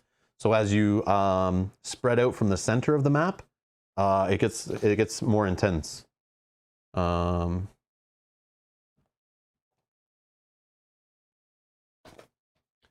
Yeah, so there's the map tiles. So see the cool art like on each different space. So there's like a mountain region, kind of a forest, and then a merchant. And then it tells you can go here and fight a monster. You can fight a monster here and get this. Fight a monster here, and these are the rewards. So it's all just like printed on the board, but it looks so beautiful when you like have all the tiles spread out in all the different little spaces. It feels very much like a video game map, for sure. And I'm sure that's what they were going for. But yeah. There's some of the level 2 tiles. So you'll find like different encounters on them that you wouldn't find on a level 1 tile. Oh no, these are level 1 still, sorry. These are level 1, these are level 1. But depending on which encounter you're playing with, you'll have different little encounters shuffled in. Here's a level 2. Here's a level 2.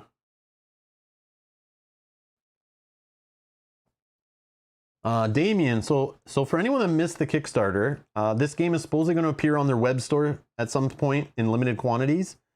But then, according to the press info I was sent, in early 2022, they're going to do a second Kickstarter for the reprint and a new expansion, is what I got in my info. So stay tuned for that. So this is not like, you didn't miss out. There's still going to be other chances to get it.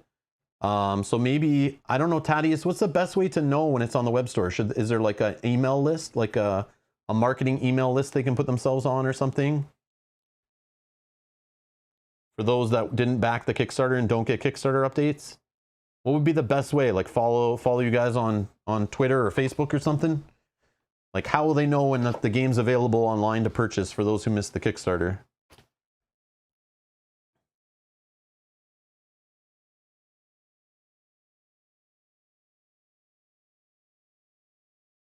We're getting into level 3.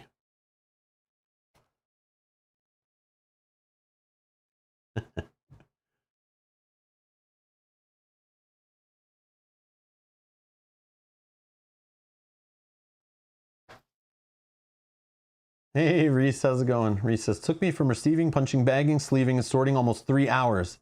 But well worth it. Loving this game. Man, I am honestly scared to sit down and punch all this stuff out. I was thinking of doing it on stream, but then once I opened it and saw how much cardboard there was, I don't want to do that now. But I have to do it soon. Because I want to start playing this game and learning it. Again, relearning it. And learning what's different. And trying to forget anything in the older game that I learned. So there's your level 4 tiles showing up. Like this just never ends. Punch boards after punch boards. Tokens after tokens. This is insane. I think I might have to cancel tomorrow's stream just to clean off the table here. This might take a while. I'm just kidding. I won't do that. But yeah, there's a lot here. I'm dreading trying to put this all back in the box. I may just sit here tonight punching out stuff to clear it off the table. But there is a lot. Holy. Ah, look at these. That's different art, isn't it?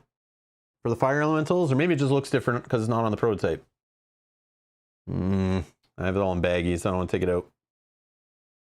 That guy looks like he's different. It looks like he's popping. Maybe it's the same art as before. But maybe it's just because it's like printed production quality. I don't know.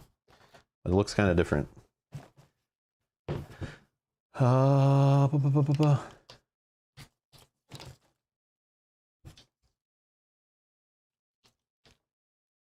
What do we got here? What do we got here? Oh, more tiles for the shop. More shop tiles and merchant hunter tiles. So if you go to the hunter and you give him, if you give him a specific enemy you killed, you draw from these hunter tiles. And it's different than going to the store, but you can get cool, unique items that you can only get from the hunter. And it looks like you guys did even more that I don't recognize, which is cool. But again, I probably didn't see them all anyways when we played, but... And there's some of the... These are the hero abilities. So these are all those tiles that I was talking about from the appendix that are specific to a hero. And when you're leveling up your hero, here's your reputation. So you know, when you're playing as this hero, these ones are your starter ones that you start with. But when you get to like level 12... you can choose between these 2 tiles to upgrade to, which are like following different build paths for your character. So every time you play, you can build your character a little bit different based on options at different reputation levels. Until you get to level, like, I guess 25, 30, 35, and 40, you choose once you get to those reputations, but there's like no choice at each specific level. Well, yeah, it's just cool to give each player like a different feel. So like when I'm playing, I might choose different tiles than Mel would. Or maybe sometimes I might get to like 6 reputation and I don't want to pay the gold to get that item. I might be saving my money to just upgrade to something different later. I'm pretty sure that's how it worked.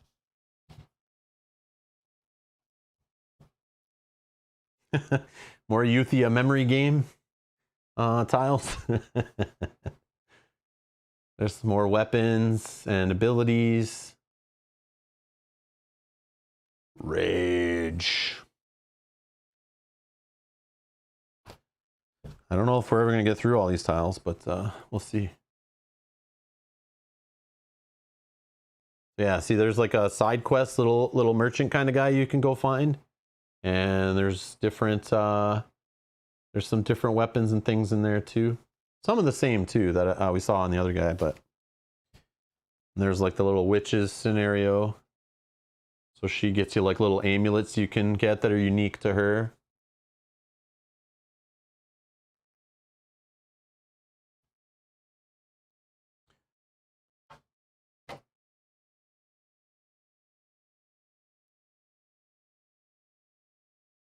Oh, this is for that dwarf character. This is his tiles.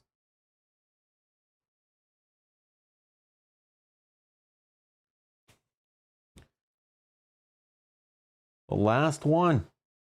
We made it. We made it through all the cardboard. Oh my god. Ooh. I feel like 75% of the weight of the box was literally from all of this. Like, that is insane. That is too much cardboard.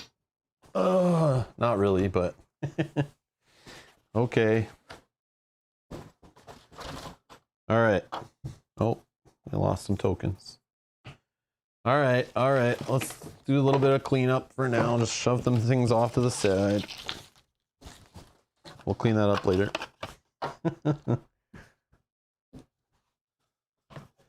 Oh yeah, we didn't even look at the rest of the Griffin. So the Griffin, now that you guys have seen map tiles, this was from the Griffin expansion. Like, the Griffin has its own little tile, its own standee, and its own card, and its own rules.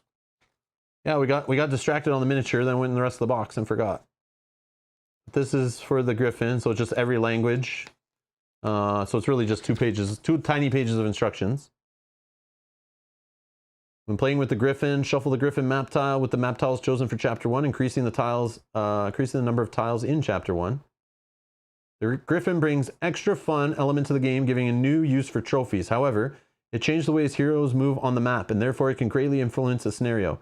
It is not recommended to be used with first-time players. Great. I'm not a first-time player. Yeah. We can use it. All right.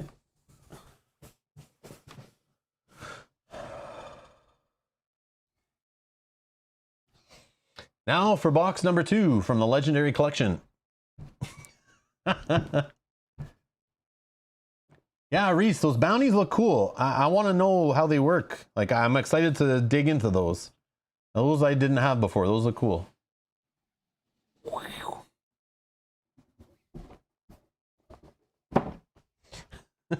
So much cardboard. What do we got here? An organizer and an elemental miniature pack. Ugh.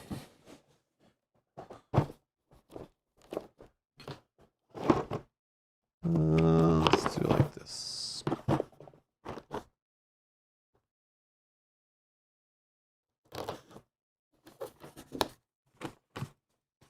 The goodies.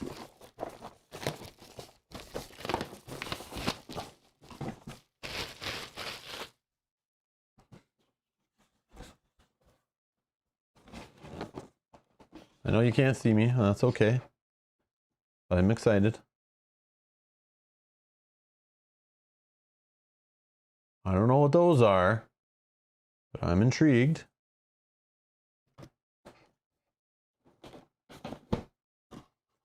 So I have the Euthia Elemental Scenarios. I don't know what this is, but another rule book.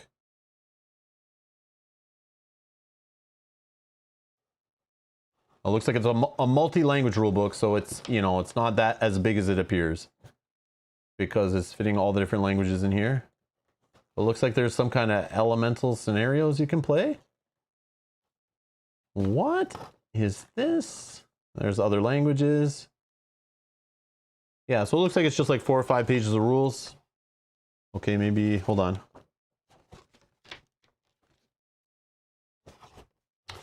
Uh, 8 pages of rules, 8 pages of scenarios. or 8 pages of scenarios, I should say, for some special scenarios for playing with the elementals. Oh, new elemental scenarios. Okay, cool. Yeah, I didn't know about these. That's neat. That's neat. Ah, and they have their own components. That makes sense. That's what all this is for. This is so you can play this new mode, I guess. Or these new scenarios. Okay. Oh, wow. Okay. Cool, cool. Man, more content. Cards. Oh, here we go. Here we go.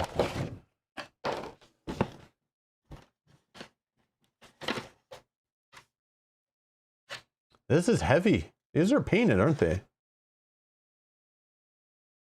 Yeah, these are like painted. They have a weight to them. I feel like they're all painted. There's like the earth elemental, the fire elemental.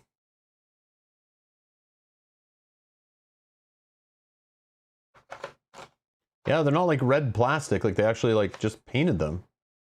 It looks like that's the air, right? The air one. And the water.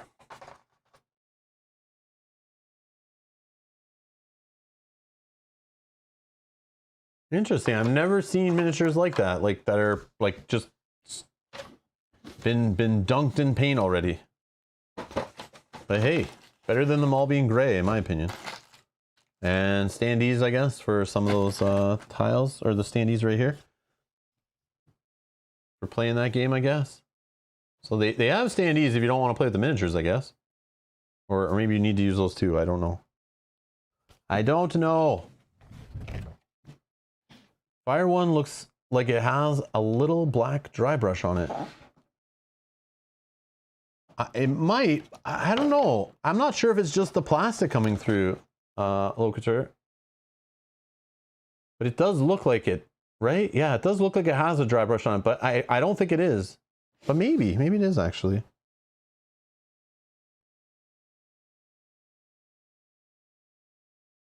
Yeah, maybe it is. I don't know.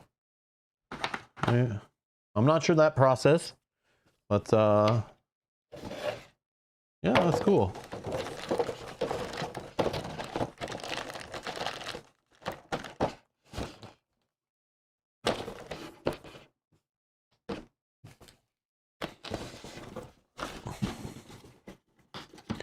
That's an elemental miniature pack. Then we have an organizer. Let's see what this is about.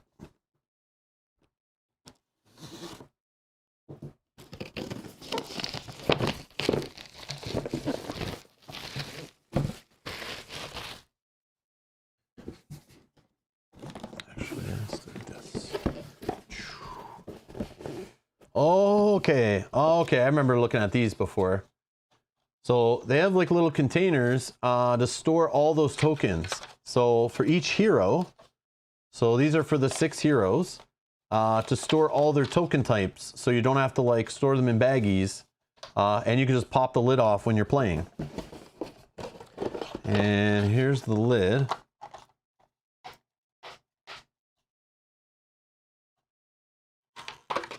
And then I think you can even put the tokens in here if you wanted to have them in more like a tray. I don't know, but that's kind of neat. And then I did actually, where is it? Just to show them in action, because I was looking them up before. I was curious, you know, what went in there. But there's what they look like with the tokens put in them. And you guys saw before, I had to use my own token holders. But at least they have nice little lids to them. And there's the ones for the heroes. So that's what it looks like. You know, you put all of one color heroes, you know, elf tokens and counter tokens, little shields and stuff.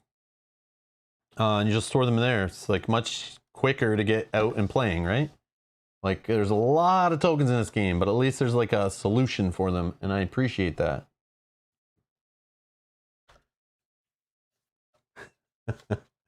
Yeah, it's cool. Definitely cool. Okay. And then these were the ones for the tokens. They're not as big as I picture, but... And then, I think...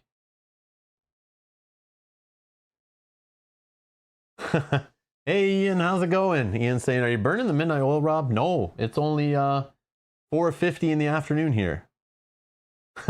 And Jeremy's here. This game is super solid. Mage Knight lovers will like this one. It has some similar elements. Yes. So it's definitely it has similar elements like I was talking earlier in the stream, because talking to the designers, they had the same inspiration as the designer of Mage Knight, both based on the Heroes of Might and Magic PC games from the 90s, inspired both those games. So that's why there's a lot of similarities, because they're both trying to re-implement that video game into a tabletop game. And that's why you'll see some of the same stuff come through. Where is it?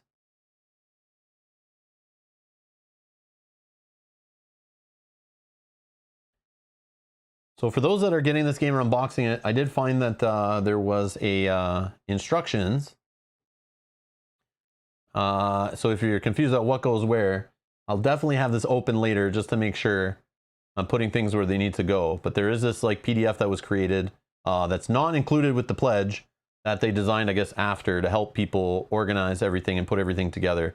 But I just wanted to show this picture to show that you can store the same tokens in the same container, but then you can use the lid as a tray at the table to separate the tokens even further. So as you see here, you're like mixing, you know, the fire and the water element and the air and the earth tokens in the same little dish here. Same with these gems. They're all going to get mixed together. But if you wanted to, you can still separate them a little more using the lids at the game table if you have the space for it. So I thought that was neat. Then they give you bags to store everything in the box. So instead of just using the plastic clear baggies, if you got the Legendary Pledge tiers, they give you a nice felt bag. So Fantasy Flight Games, you paying attention? So they give you a felt bag to hold the standees. So they're not just flying around in the box or in a plastic baggie. This supposedly holds the dice. All the dice that are included can be stored in here. It's just for storage, not even for gameplay. Then you have the tiles, those map tiles. There's different types of tiles, and they have storage for each type based on the symbol that's on the tile. You will store them in these beautiful felt baggies, or I don't know, is it felt? Is that the material? Suede baggies? I don't know. But these are nice, so nice.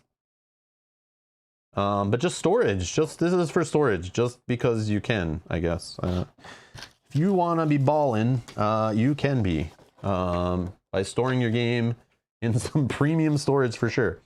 What's next in here is, these are for stacking the tiles.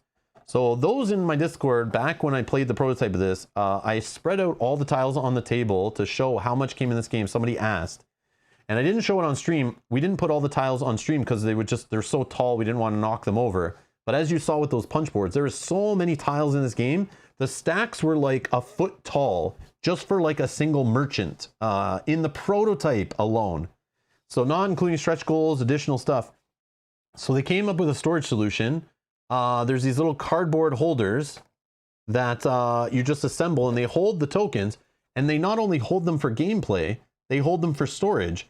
So you can attach like a little front to them and store the tiles inside here. And the tiles are all divided up by type. So when you're playing, you just remove the front, and then you can pull tiles out of there, shuffle them up, put them back in, which is really cool. Helps save table space, helps you from not knocking over giant stacks of tiles, and makes them easier to store. And since you're not just throwing them in a baggie, they shouldn't get as worn down as quickly, which is cool. But only time will tell, right? And this is all the cardboard components for building those. It feels like it has a nice finish to it. This is bringing back the feels of the stream when I was assembling the Descent Legends in the Dark 3D terrain is the vibe I'm getting from this. I don't think I'm going to assemble all this stuff on stream, but just showing you guys is here. I guess I can pop it open just to see the art and stuff. So it tells you like which merchant tiles are going in each column, right? Yeah, there's the back. Yeah, so you can tell which merchant, where the tiles go, because this is the same art that's on the back of the tiles. So it's like very helpful. That looks like some generic shelves and stuff. Yeah, it's cool. This is cool solution, I think. We'll see how it works in the playthroughs, how practical it is. But it's a cool mix of like storage solution and organization while you're playing the game solution. So it's like solving kind of two problems, I think. But yeah, we'll find out. But you can ask my wife Mel in the chat how high the piles of tokens were off camera, that we were like just taking small stacks of the tokens to put on camera, but it was like so much, and it goes so high that it's hard to see over top of it while you're playing around the table. You can't see certain things because the stacks were just so big. So I don't know what those holders, for us sitting on one side of the table, it should be fine. Then I guess if you're playing like 4-player, just put it off to the side. But yeah, at least you can move them around too, which is cool. Instead of trying to pick up a giant stack of tiles and dropping them all over the place. In theory, that should be a good thing, but we'll find out. We will find out. Yeah, all the storage goodies. All the storage goodies. Uh-oh.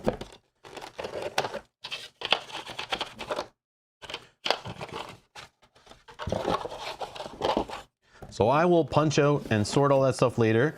And if you want to see how that looks and from the practical standpoint and my thoughts, again, stay tuned. I'll be doing a playthrough, putting all this stuff on the table, using it in a playthrough. We'll play with it while we're learning the game again and getting back into it. And yeah, I'll let you guys know.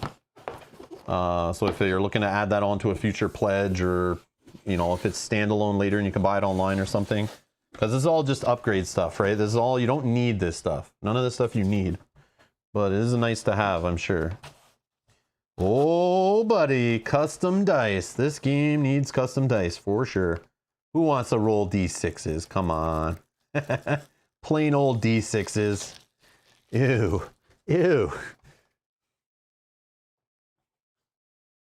Oh. I saw some of this in an update, and I didn't want to be spoiled and see what the actual final product looked like until I actually could get a hold of it. But come on. 2021, we're rolling these in a game that costs like over $100. No, no, no, no. No, no, no. These are what you want to be rolling right here. Look at that. Look at that. Yeah. Yes. Matthew says, you need to hush your mouth, Rob. I do need them.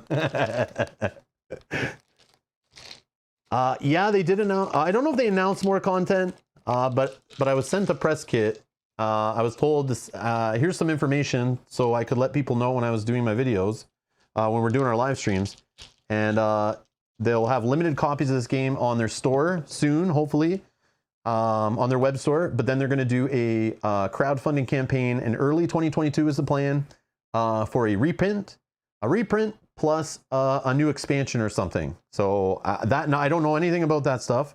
That's all I know. Or all I can say, but that's all the info you're getting from me today. But yeah, stay tuned. More Euthia coming. These are nice. These feel right out of a custom dice booth at Gen Con. These feel like some of the dice I have for Lord of the Rings that have Elvish on them. These remind me of those. Come on, look at the little pearl looking purple ones there. Oh yeah, I'm a sucker for nice looking dice. And look at that she die. Come on. Come on. I'm sorry. How am I supposed to play with this black and white die, like straight out of like a Walmart, $9.99 kids board game? How am I supposed to play with that when these exist? Come on. Come on. Look at that. Oh. Very chubby. Or cubey. Yeah. They are very like, they have like the, the pointed corners kind of, right? Like the very square dice. But the dice that come with it are more the rounded side, right? But you don't need to roll this ever. This one you never need to roll. So this should be one that doesn't accidentally get bumped. So this one being a full cube die, these are great for, cube dice are good for keeping like health totals, playing competitive card games and stuff. Because you can't easily like, I'm doing it on styrofoam's not really. but you can't really tip them over. They just they stay firm. But one with rounded corners can be flipped easier than this can. So this is like, you know, this I tap on it, we're like rolling, no problem. But yeah, but these dice you roll obviously for combat. So yeah, but they are the square corner type.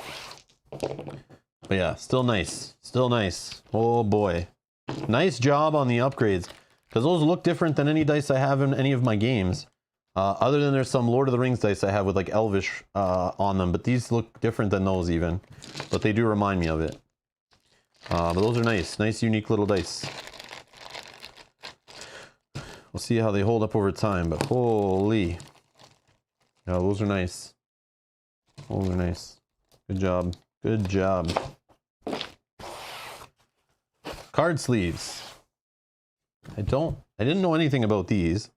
I'm just curious if they're art sleeves or just like plain sleeves. That I just want to check out. Let's see. Oh, they just look like plain sleeves. Okay. Oh, okay. They have the sleeves even for like the reference card size cards, right? And just a big bundle of clear sleeves. Okay, nothing fancy here. Nothing to see here. Nothing to see here. Literally, they're clear. Nothing to see. Like you can't even see them. They're clear. But they're sleeves. I'm not even going to open them, try to put them on cards. Yeah, whatever. They're sleeves. Now, if they were cool art sleeves that had some awesome Farouk art on the back, now I'd be like open them up and gushing over them. Oh. I hear metal coins. I hear metal coins. Reese says, I only split 2 when I sleeve mine. Is there extra, Reese? Reese says, did they give you a bunch of extra just in case some of them split? Do you know? It doesn't have a number on here. I don't know how many card sleeves. There's the dimensions, if anyone needs the dimensions of the sleeves.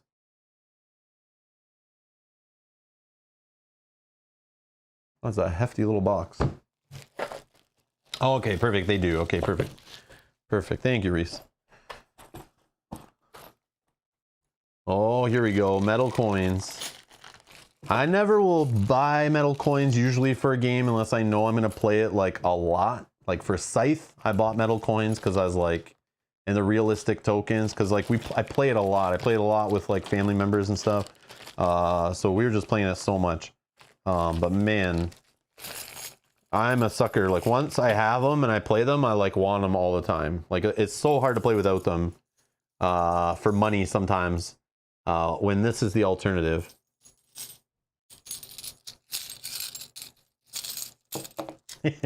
Premium loot. Yes. And they even give you a bag for them right there. Look at that. That's cool. It's like the little church that's on the main tile.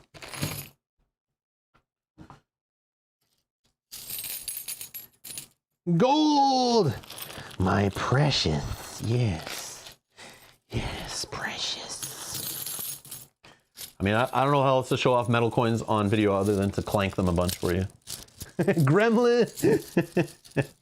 Oh, that bag is nice, though. That bag feels nice. I like that. That's cool. That's cool stuff. Wow. So there's the metal coins upgrade. Oh, don't. Okay, I was going to put them in my mouth, but never mind. They're a choking hazard. Okay, never mind. Guys, cancel that. I was going to see how they tasted, but there's warnings on the box, so you'll have to do that on your own, I guess. That's it. That's it, right? Wow. How long was that? 2 hours just to pull everything out of 2 boxes? I didn't even punch any cardboard or go through the cards too detailed. 2 hours? Wow. Wow.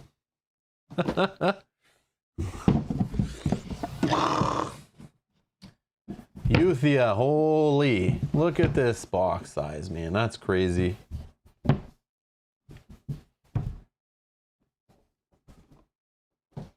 Where's the bottom?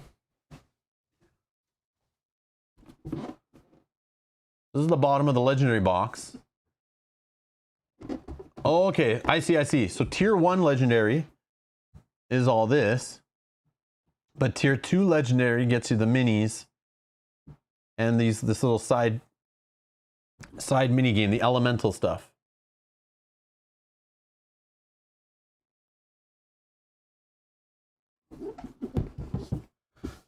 So I'm assuming, since this stuff is like packaged separately, like since the mini, the organizer and the miniature thing are separately packaged, I don't know if there's plans to, like, if you only backed Euthia, the base pledge, I wonder if in the second Kickstarter or on their web store in the future, if you can, like, if you play the game a bunch and you now want like the organizer solution, or you want like the elemental game and the scenarios and the miniatures and like the metal coins and stuff, I would assume you can add those to a pledge in the future on a future Kickstarter, I would assume. But yeah, where did you come from? Oh, right there. But yeah. I don't know how nice the unboxing was. I tried to just have fun with it because, like, you know, let's not take it too serious. It's an unboxing, but I'm excited. This just makes me want to play. It makes me dread punching out all the cardboard and organizing it. I'm honestly dreading it. It's going to be hours, I'm sure. But once I'm through that, I'm excited to start learning the game again, getting through the rulebook, seeing how the new rulebook is, seeing if there's any differences in gameplay from what I remember. I got to get Mel painting miniatures so we can get ready for the playthroughs later. But you guys know we're going to play this game a bunch. There is more scenarios than I expected. I want to try a bunch of them. There is mini games or scenarios, I should say, for the elementals. I want to see what that's about. But yeah, there's a bunch of gameplay content I want to check out. Oh, okay, Thaddeus is still here. Okay, perfect. Thaddeus says you can buy everything separately in the web store later. Yeah, okay, perfect. I wasn't sure. Okay, that's good to know. Yeah, whenever you see stuff like packaged like this, nice and separate, I feel like this is ready to be sold separately. So that kind of gives you a good feeling that even if you missed out on it before and you weren't sure, throw out the rules, at least the prototype. Yeah, the prototype rules. I'm not going to compare them. I'm not going to read those prototype rules, Jeremy. I'm not going back to that. I can't go backwards. But I will remember some things from before, because I went through that rule book many times and we played it so many times.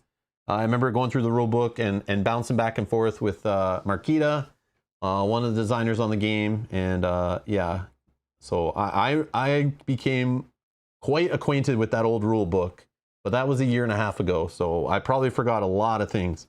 So I'm excited to go fresh into this new copy and start over again and then try some of the cool things out. Little Griffin add-on and these elite monsters and the bounties. And yeah, I'm excited to see what's new and what's different and play through it for you guys in November, probably, I would assume. So yeah, just stay tuned. You guys will see it pop up on the stream or on the website. Just subscribe and stay tuned. They'll definitely pop up.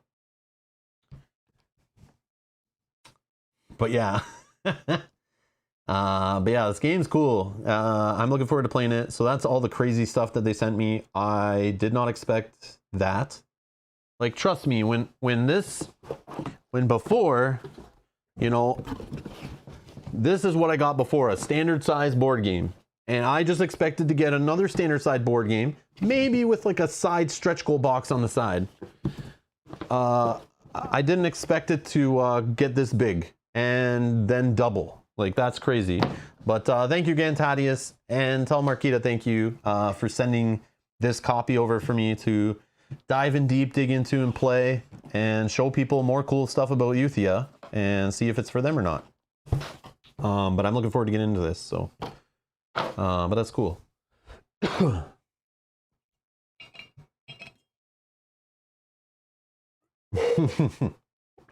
Thanks for being here, Sajat.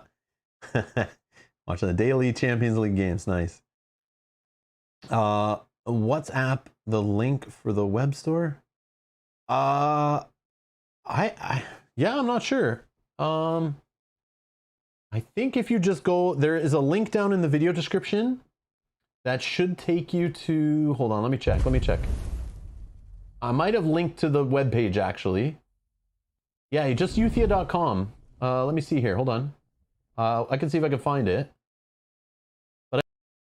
And Mike Van Haren, thank you so much for subscribing. Welcome to the channel. Thank you so much. So I went to Euthia.com, which I've linked down below in the video description. And because that's where you'll probably find the latest and greatest. And right now it says, Mr. Kickstarter, read updates now.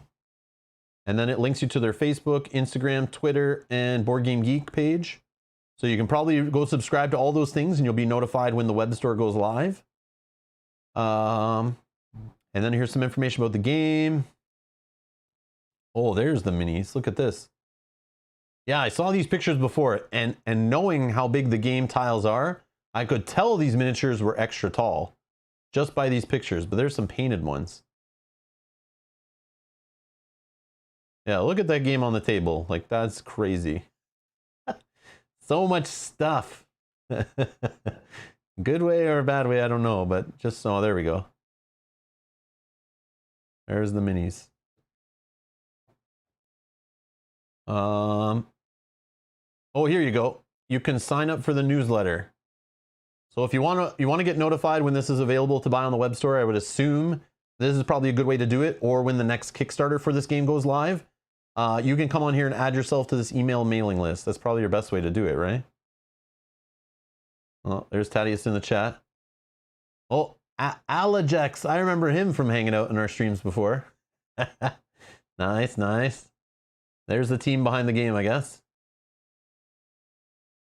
There you go. So yeah, I would just check this page, Euthia.com, and yeah, just add yourself to the mailing list. Let's see what read updates does. Oh, it just takes you to the Kickstarter updates. Just takes you to the Kickstarter updates. Cool.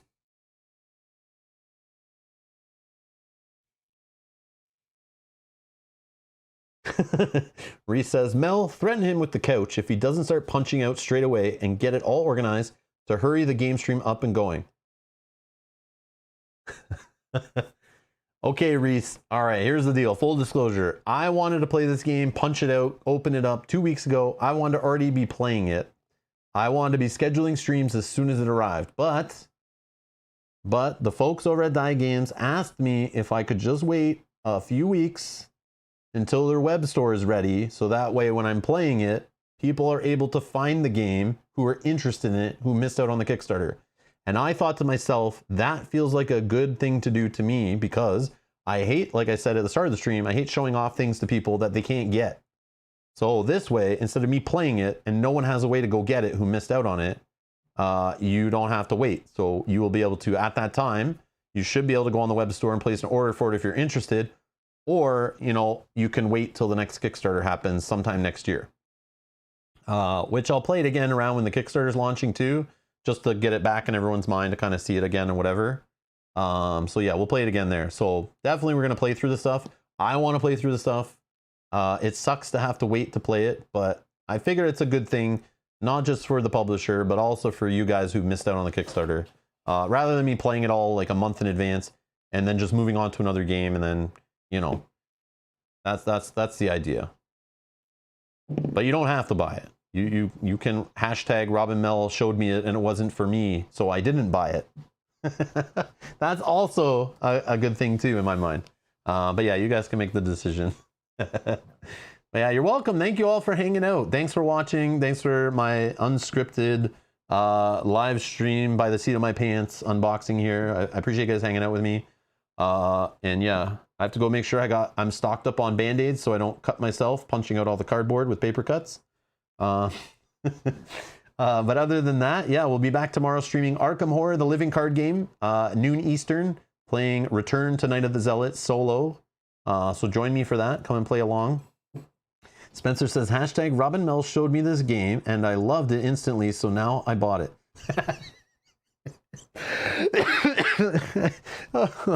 Oh man.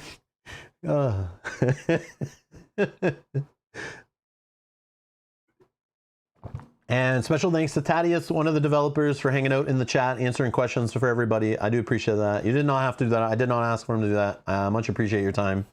Thank you for doing that. It's very kind of you. Now get back to work, getting this game out to people and getting the next stuff designed and ready. Get working on your new stuff, even though I haven't already played your existing stuff. We must have more. Always have more. Anyways, that's going to be it for me. I'm out. Everyone enjoy the rest of your evening, and I'll see you in the next streams. And special thanks to the people who donated on Patreon, YouTube, and support this channel. And special thanks again to Diea Games for sending this to me. But I'll see you guys later. You're working on it? Perfect. All right. Toodaloo. See you guys later.